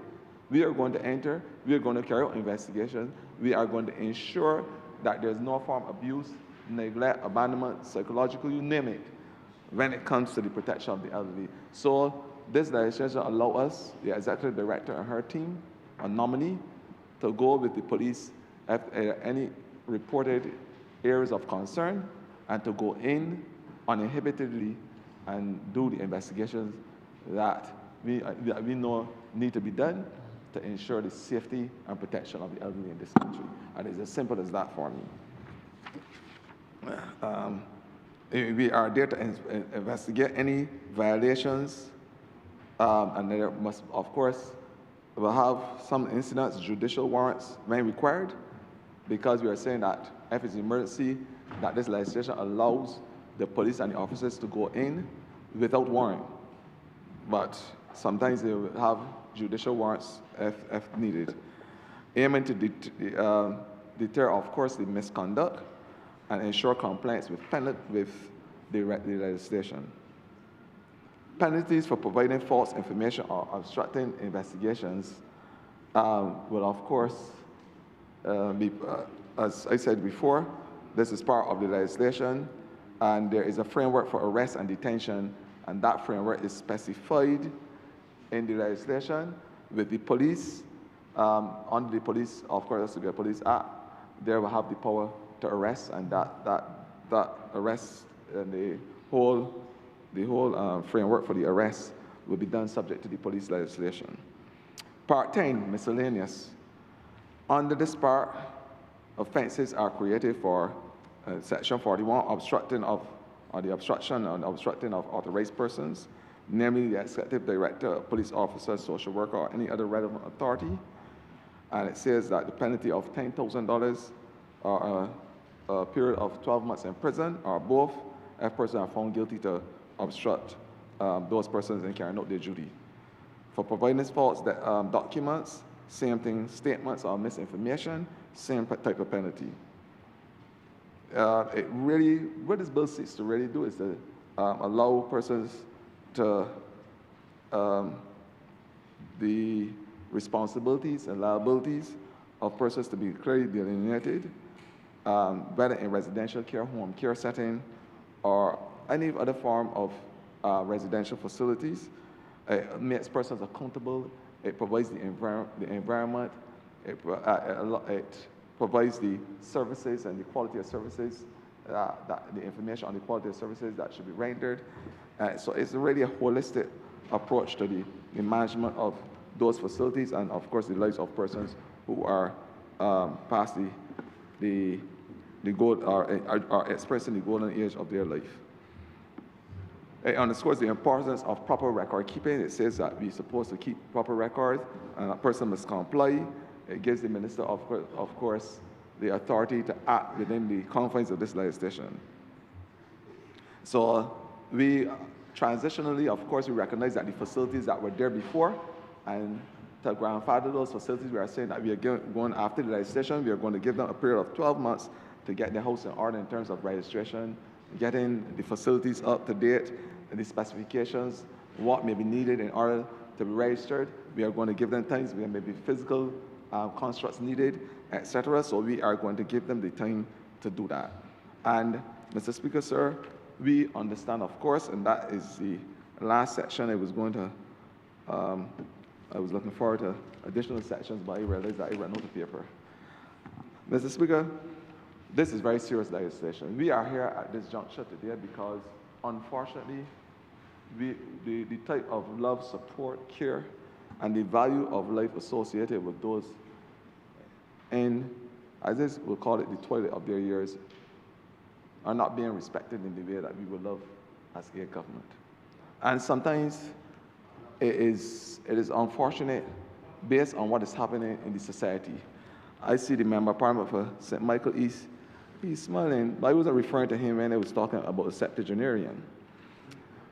I was referring to the former Member of Parliament for St. Thomas, who is smiling, who smiling, who has the smile to titillate anybody's heart.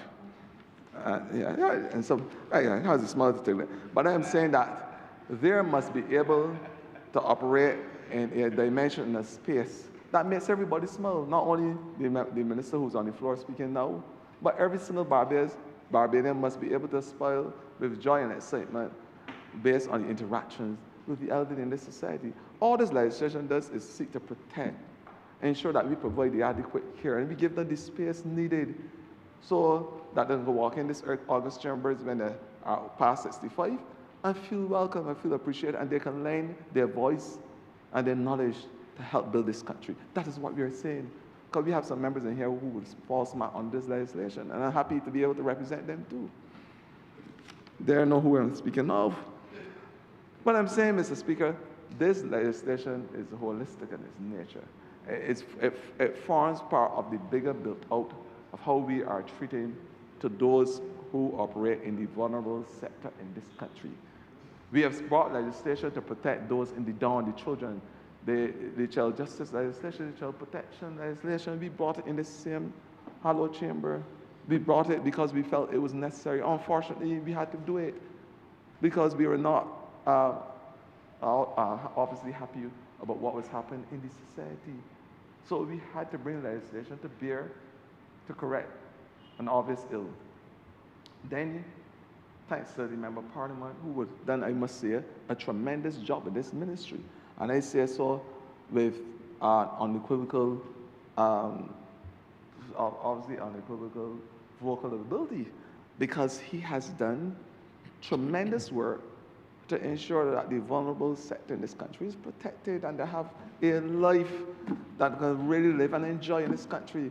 And I want to say to him a fulsome thanks from all four chambers of my heart, including those that are especially reserved for the elderly population.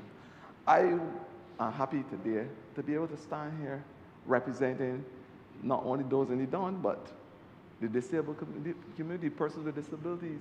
Legislation was brought in here to protect those persons as well. And important legislation. You heard all the plans I alluded to earlier about what we are going to do for them. And now, Mr. Speaker, today is a great day. It is the day that the Lord has made for persons over 65.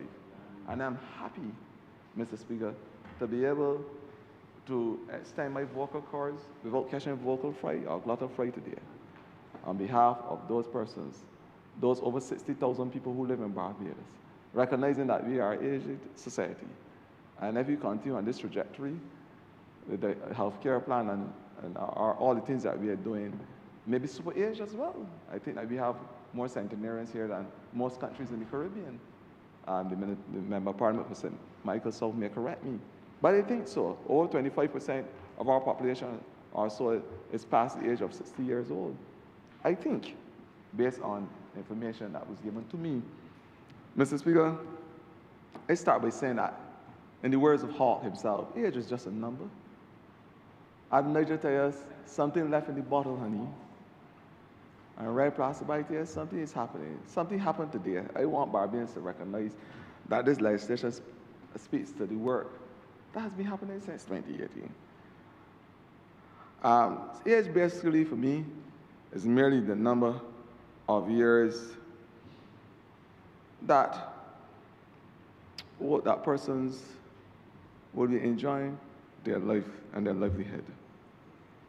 And it's the age that you, persons over 65, would have poured the wisdom and allowed their wisdom to shine across the left or breadth of this country. 65 years in all. An oasis of wisdom that we need to tap into as younger persons or persons under that age group. And I'm saying that candle of wisdom, that light of wisdom, should never be blanketed. Therefore, it should never be put in a basket or swept under the carpet. That light of wisdom, that oasis in this community, should be allowed to shine across the length of Barbados, bring hope and history to our people in a way that we know can allow our young people the intergenerational links to live and feel the Bajan dream. In other words, Mr. Speaker, sir, this legislation will allow those beautiful persons living in the golden years to carry their candle and light up the world. Mr. Speaker, I'm obliged. Thank you.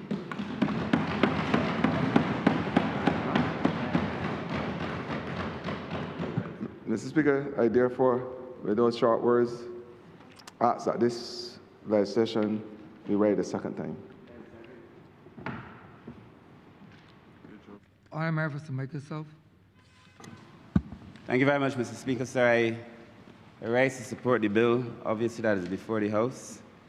I also rise to say to my colleague minister that if ever there was one person that I would have preferred to bring this bill other than myself, it would have been him. There is no greater human being on earth in this regard, sir, and I want to thank him for the job he's doing as Minister of People Empowerment and for bringing this most important piece of legislation to this House.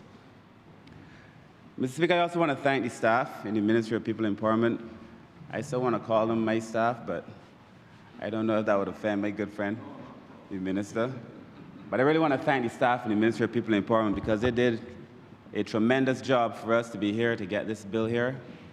I want to thank the former minister, as the minister did, the former member for St. Thomas, who is now working with the ministry, giving her solid support to the work we're doing for older persons. I also feel personally that I must thank the former head of the National Assistance Board, Ms. Colleen Walcott, for her work. And on this particular bill, I must also thank Dr. Jackie Wilcher, who I must thank and apologize, I think, because I know in the last few months of my time, I was tormenting her to make sure we get this bill finished, and she did a fantastic job to allow us to be here. I also want to thank the acting CPC then, Ms. Chambel, sir, who did a lot of work on this bill and the other bills that we brought to this House in the social services sector. We could not have done the work that we did without the support, sir, and I really want to thank all of them. We also owe a special debt of gratitude to the NGO sector, sir, BARP, who has been a sterling partner to the ministry, the Seroptimists, and all the other agencies that do this kind of work, sir. Those of us who spent time in the NGO sector know that it is difficult work, it doesn't pay very well, and those people, sir, would have put their heart into making sure that we made it here. Last night when I was reflecting on this bill on my drive home, a number of things came to my mind. But the one thought that stayed with me was that by Socrates, where he said that the unexamined life is not worth living. In other words, we have a responsibility to look at ourselves, where we are, reflect on what we have done, how we have done it, why we have done it. And I think the country, when it comes to older persons, finds or found itself in that situation, where we are forced to reflect upon the state of older persons, sir, to reflect upon how they have been treated, to reflect on the systems that we have built for them or the systems that we built that have excluded them in many ways, sir. And we are now forced to ask ourselves some very difficult questions. The one question that occurred to me at the various stages of even this conversation with myself was, how did we get here? Mr. Speaker, sir, how did we get here where Barbados, that was once known for its community spirit and its mechanisms of care, have now put older persons in a position where many of them feel invisible, left out, and neglected, Mr. Speaker, sir. My view is that dignity does not expire at 65 or 67. And in fact, we have a responsibility as people get to that age to put a little bit more effort in. The people who work with me know that I would always tell them, dig deeper. Just put a little bit more effort in, because this is a time where, sir, this is not about charity, this is gratitude. If a person, sir, has done something for you, you do something back for the person. That is the Barbadian way. And the bill that is before this House and the things that we are doing as a government is really a reflection of our gratitude for the people who would have served this country in the way that they have served this country. And to be able to build out a society, sir, that we would want to see, not only for older persons, because, you know, we talk about youth as if youth is a permanent situation. I was yesterday a young man. And today, I don't know. Colin, the Honourable Member for St. Peter is telling me holding on to the desk. These things happen fast. On my 40th birthday, a good friend of mine who was 60 at the time, he said, yesterday I was 40. Tomorrow you will be 60. It goes by that fast, Mr. Speaker, sir. And so this debate is very personal to me. And those of us who would have known me know that I wrote my thesis at 21 years old, 22 years old, whatever. My master's dissertation on the rights of older persons in Barbados. It is personal to me because where I grew up, sir, there were a number of older persons who took care of me. I remember there was hardly a time where you would leave the Pine to go to school at Wilkie Cambash and somebody along the way don't want to know if you ate something. You had tea. Mr. Speaker, sir. That is the community that I came from. That is the country that we live in, Mr. Speaker, sir. The Honourable Minister made the point, and I have to concur, that it is almost unfortunate that we have now to bring legislation to do what naturally came to this country, but it is what it is. And so this is our attempt, sir, to be able to fill the gap, sir, so to speak. We worked as a team, sir, night and day, I know, on a number of pieces of legislation. I feel as if this ministry has done such good work. So we brought the Child Protection Bill. As you know, we brought the Rights of Persons with Disabilities Bill. We brought the Social Empowerment legislation as well.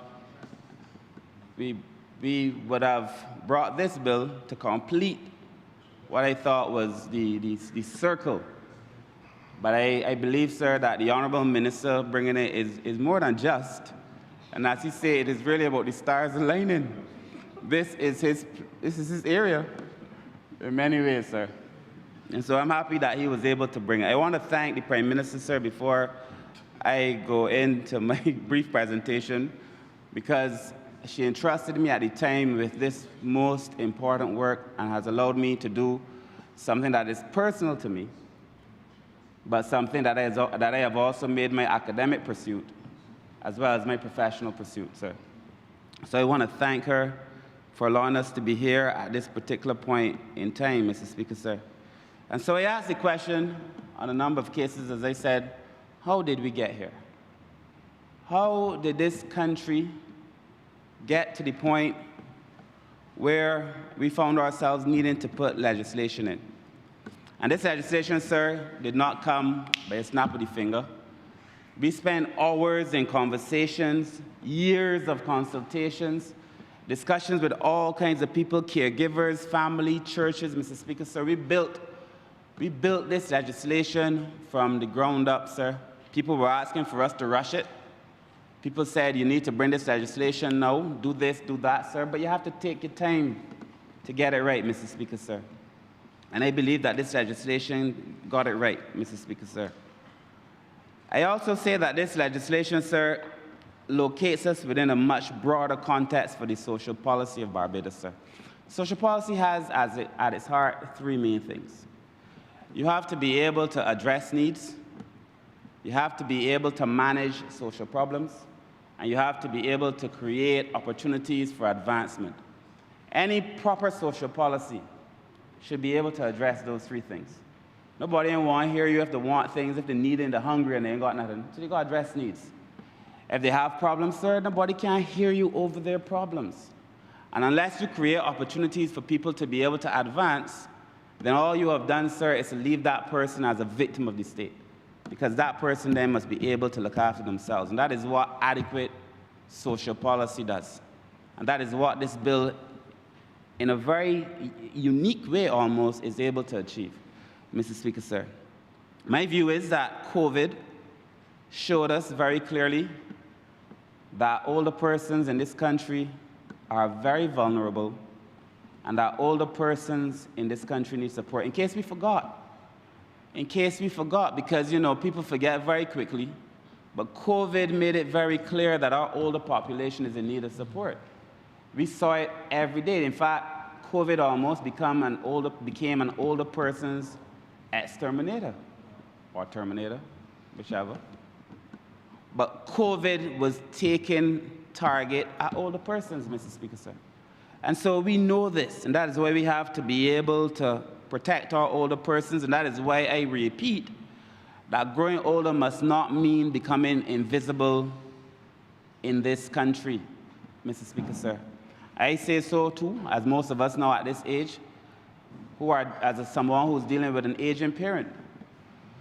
Most of us in this parliament, sir, being a certain age, are now dealing with parents who are getting older. We know the weight of having to carry that too, and to try to maintain a professional self while you're dealing with it. I've had DPS in my ministry, sir, who was, chipping to keep up with the pace that we were setting, but was also dealing with an older parent. I know the Deputy Prime Minister knows it well. I know it well, sir. My mother got ill during the elections, most of us. So this is a real bill, meant to address real problems for real people. And I think that is the context within which we must understand this conversation, Mr. Speaker. So this is not an academic pursuit. At the end of the day, sir, this bill is meant to address real problems that Barbadian people are facing, Mr. Speaker, sir. And how did we get here, I ask again? To the point where older persons are suffering in this country. I've seen too much of it, Mr. Speaker, sir. If the former head of the NAB would speak, she would tell you that there were many times you couldn't find a caregiver of blood relation to an older person, but let that older person die. And see the amount of family all of a sudden that pop up, especially if the person has assets, a bank account, or a house.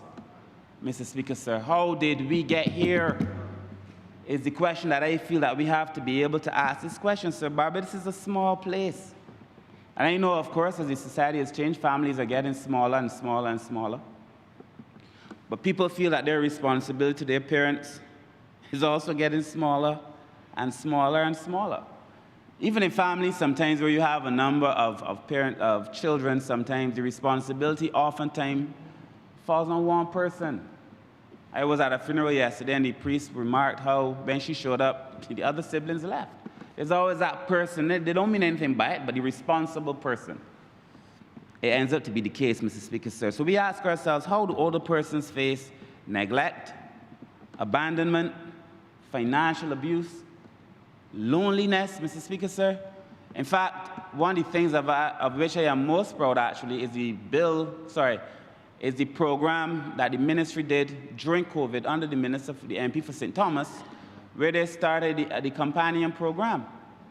Because loneliness has to be one of the hardest things for older persons. In fact, when you are in jail, Mr. Speaker, sir, they put you in solitary confinement as a punishment.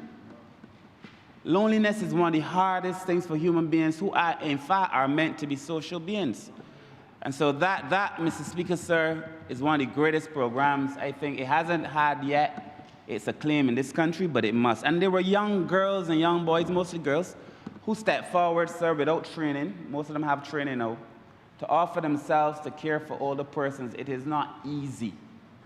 It is not easy work by any stretch of the imagination, sir. So I want to thank all the persons who are in home help, and I want to thank all of the workers who are the companion workers, sir, because they go to work and they give 150% for this country every single day. Just ordinary women, sir, trying to do their best for older people in this country.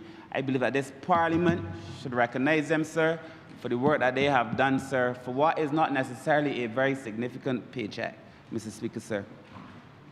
But I also feel that we have to ask ourselves, how did we get here with this bill, and what I think is a reset in terms of the legislation, Mr. Speaker, sir. This bill, the minister went through it in some detail, so I won't, sir. And I really don't intend to be long, because I think he did a fantastic job, Mr. Speaker, sir. But this bill is a reset.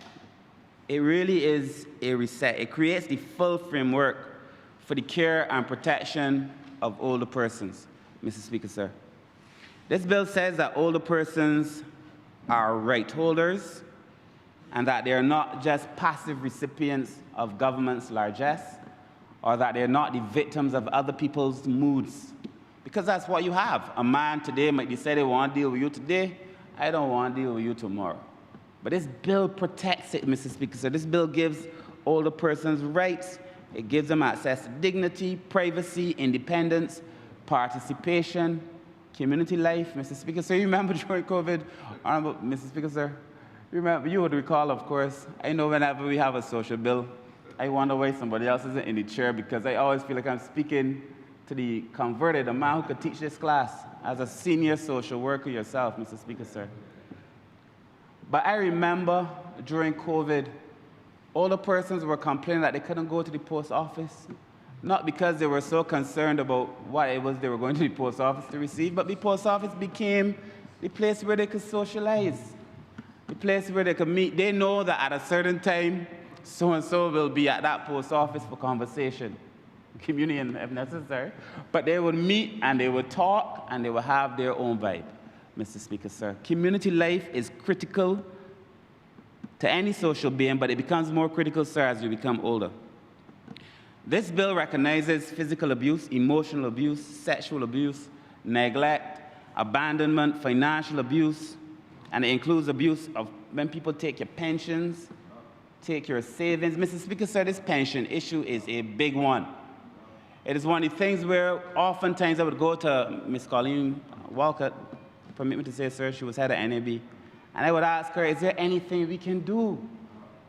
Is there something we can do to protect this old woman or this old man whose money is being taken? I must also warn the older men in this country. Older men in this country have a tendency to believe that they are capable of doing things that they once were able to enjoy in their youth. And I am being very honest. Mr. Speaker, sir, I came to... No, it's not about him. And perhaps, Mr. Speaker, sir, they can. I don't know. I'm talking about all kinds of things. You know, some members again that said, Mr. Speaker, sir, my point is, however, that we have seen a number of situations where family members are very concerned about the behavior of older men when they find themselves in a relationship with somebody who is significantly younger, and it seems to be in the impressions of the family member that the younger female is enjoying a financial relationship solely. And men have taken off all their pension, all their monies, sir. And we've often had questions, but they could not intervene. And that's a simple question, like, are you sure about this? Maybe we should step in and protect you, because at the end of the day, you will have nothing. And, sir, Mr. Speaker, sir, once the person obviously is of good mind and lucid, they make their own decisions. But there are cases where they're not. And somebody has to be able to make those decisions or to help make those decisions. I figure that the state, sir, has a role to play in protecting people. I also felt very good about this legislation, sir, because this legislation allows us to move older persons we could not before. People would say, how is it that you left that older person there to suffer? Well, the law didn't allow it. And now, sir, this bill permits us to be able to move older persons, I think they call it, to a place of safety. in the bill, Mr. Speaker, sir. It is a very transformative and transformational piece of legislation, Mr. Speaker, sir, and it has to be recorded as such because it will give the government and the state the opportunity to protect all the people in circumstances where they may not even know that they are in need of protection, Mr. Speaker. So this bill also speaks to mandatory reporting, like the Child Protection Bill did. And we've said that they are duty bearers, sir, people who, by virtue of their profession or their relationship with the older person, has a duty to report abuse if and when they see it, Mr. Speaker, sir. Silence can no longer be used to protect abusers in this country, Mr. Speaker, sir. We've also gone on to create a register of abusers. And that, to me, is such a powerful piece of this bill. It's confidential, so that the state has it. It's not going to be, Barbadians are concerned that all their information is going to be exposed. It's not. It's going to be confidential, but people who need to know will know that so-and-so is capable or has already abused, better said, has already abused some older person, Mr. Speaker, sir, a register of abuse. I had a view when I was minister, sir, that perhaps we should look at something similar for children, and that we should have a register for persons who abuse children. It is something that I feel that we need to continue looking at, Mr. Speaker, sir, but this register of abusers, sir, is not a public thing. It's really just for the state at present, so that we know. So that, for example, I will not go and hire a man that I know has abused an older person to work at Sterling, for example. Likewise, I feel we should not be employing people that abuse children either. But right now, you have to rely on memory or hearsay because it's not documented properly, sir. That is one of the things of which I am happy. The facilities that we're going to be building out, Mr. Speaker, sir, are important because daily people come and ask for certain things, but we still have a lacuna in the legislation. Well, in our framework, we still have a gap, sir, that we have to fill. There are people who are not old enough to be considered geriatric care, although I don't even like that phrase, but considered for older facilities. Some who have no real disability in the sense, sir, and some who are too old to be in a child space, sir, but who need protection.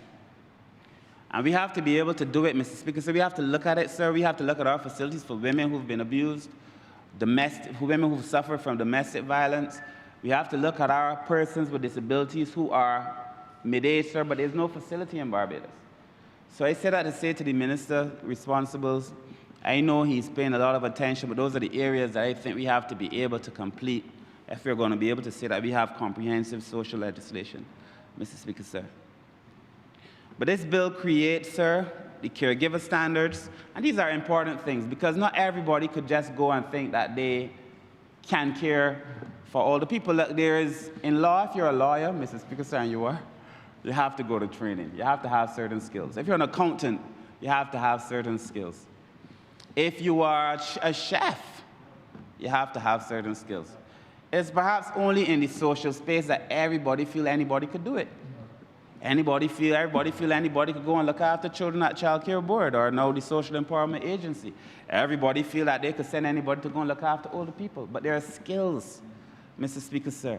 There are skills that you can learn, sir, and there is an attitude, because in the social space, attitude is often more important than aptitude. People have to have the right attitude for this work. I used to say to my staff, this is not just hard work, this is heart work. You put your heart in it, or you're in the wrong job, Mr. Speaker, sir. So there are a number of examples that I can draw, sir, but I want to close on transport. And if it is clear to me across the gamut of things in Barbados, you could look at health, you could look at sports, or you could just name it. We do not have it right when it comes to older people, Mr. Speaker, sir. I must say here, as I said to the staff, I am a social minister in transport. I have not forgotten. And therefore, the Ministry of Transport must reflect that orientation too.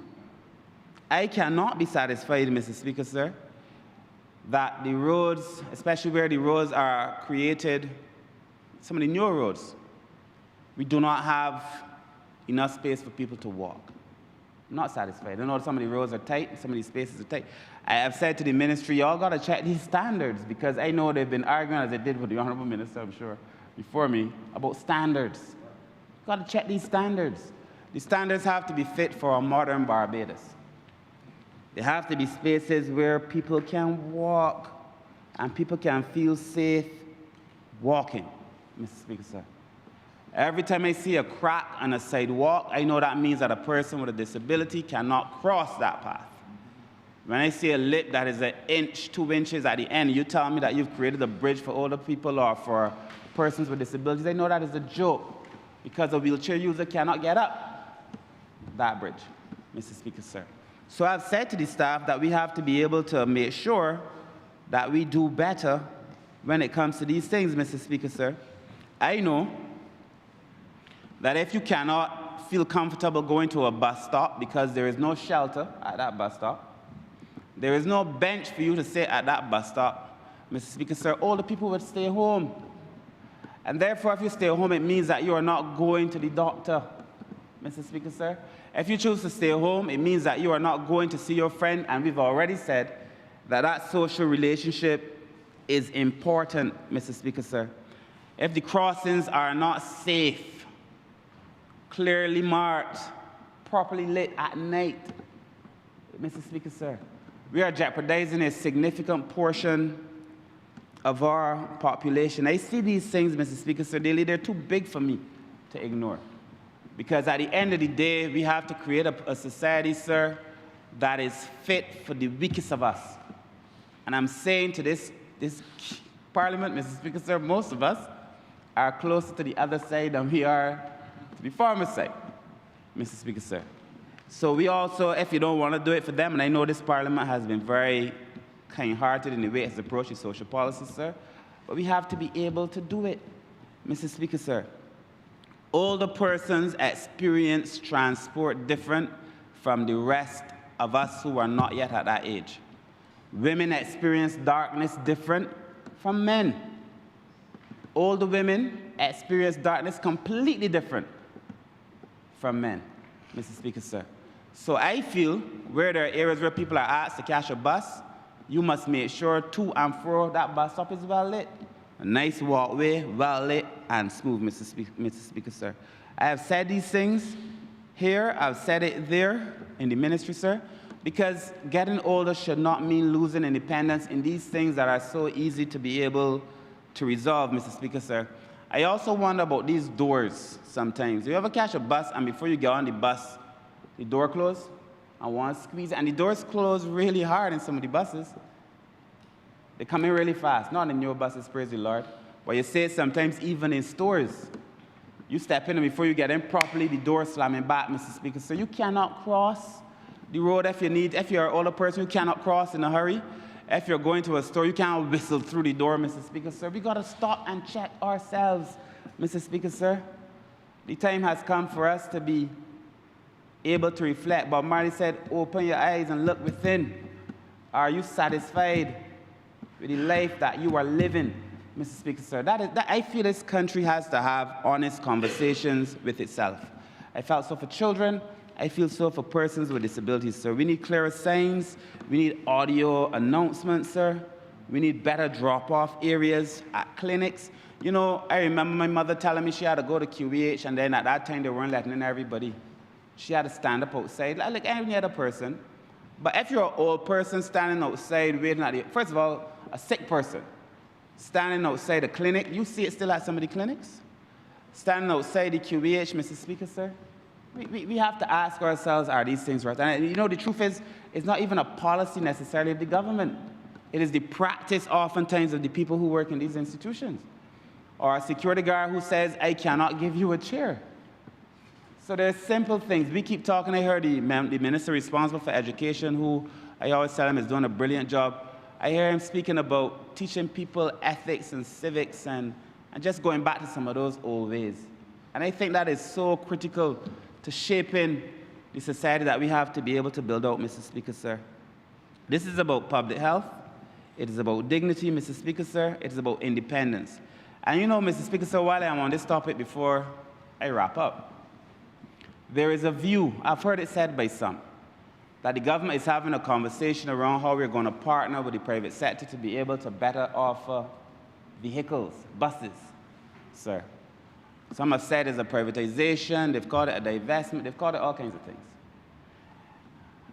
Mr. Speaker, sir, there is a view that this government somehow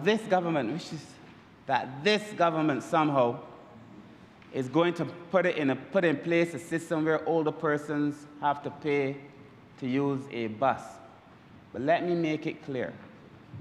There will never be under this administration any time where older persons have to pay to use buses in this country. It is not the policy of the government, Mr. Speaker, sir. That free ride for older persons will continue regardless of whatever structure we settle on for delivering transport to Barbadians. But we have also to admit that the way we offer transportation now needs to be checked. That we have to do better in terms of our public transport, Mr. Speaker, sir. And so that will never be the case, sir. There's also not going to be the case where police officers and the people who ride for free now have to pay. The people who have been riding for free on buses will continue to do so, regardless of whatever structure we settle on, sir, to improve the efficiency of delivery to people, Mr. Speaker, sir. So I go back to this bill as I close. My view is protection delayed is protection denied. This bill has put us in a position, sir, where we can deliver protection to the older persons in this country who have carried this country, Mr. Speaker, sir. This bill has allowed us to respond, I think, adequately to the question, how did we get here? But we cannot stay here. I think we have to be able to go further, Mr. Speaker, sir. And this bill puts us in a position where we can go further, sir, to be able to deliver. We have to enforce what the bill allows us to enforce. We have to put in place the systems to better benefit the persons that we meant to protect, sir. I must tell you, sir, and I'm speaking now to the minister, through you, sir, to the minister, sir, and the staff in the Social Empowerment Agency, I do not believe that I have seen enough use of the child protection legislation. I have not seen enough use of the disability legislation, sir. They were passed in this parliament, and they're meant to be enforced, and they're meant to be used to protect the children of this country. They're meant to protect persons with disabilities in this country, sir. And this bill is meant to protect older persons, Mr. Speaker, sir. Use the legislation. Enforce the legislation, Mr. Speaker, sir. And I say that because I know the competency of the staff in the Social Empowerment Agency. Stay vigilant, because we could lose all of our progress quite easily. Stay vigilant. Stay on task, Mr. Speaker, sir. And so with those few words, because it could have gone on for a very long time, but with those few words, Mr. Speaker, sir, I just wish to say that as I began, sir, I really want to thank the Honourable Minister who is now leading this ministry. I really believe that he is by far the best person, I think, to lead this the best person to lead this ministry, not only because of this bill, though I'm sure he finds some personal satisfaction herein, but because of his heart, Mr. Speaker, sir. I know the heart of my friend. And sir, as he also said, sir, you judge a country not by the way it treats the people who are strong and best able to get by, sir, but by the way it treats its vulnerable and those who need support. And this bill allows us to do that, sir. With those few words, I am thankful. Honourable Leader, Government Business. Thank you, Mr. Speaker. I therefore beg to move the suspension of the House until 2 p.m. The question is that this honourable chamber be suspended until 2 p.m. All those honourable members in favour, please say aye. Those against, please say no. Meeting, the ayes have it. This honourable chamber stands suspended until 2 p.m.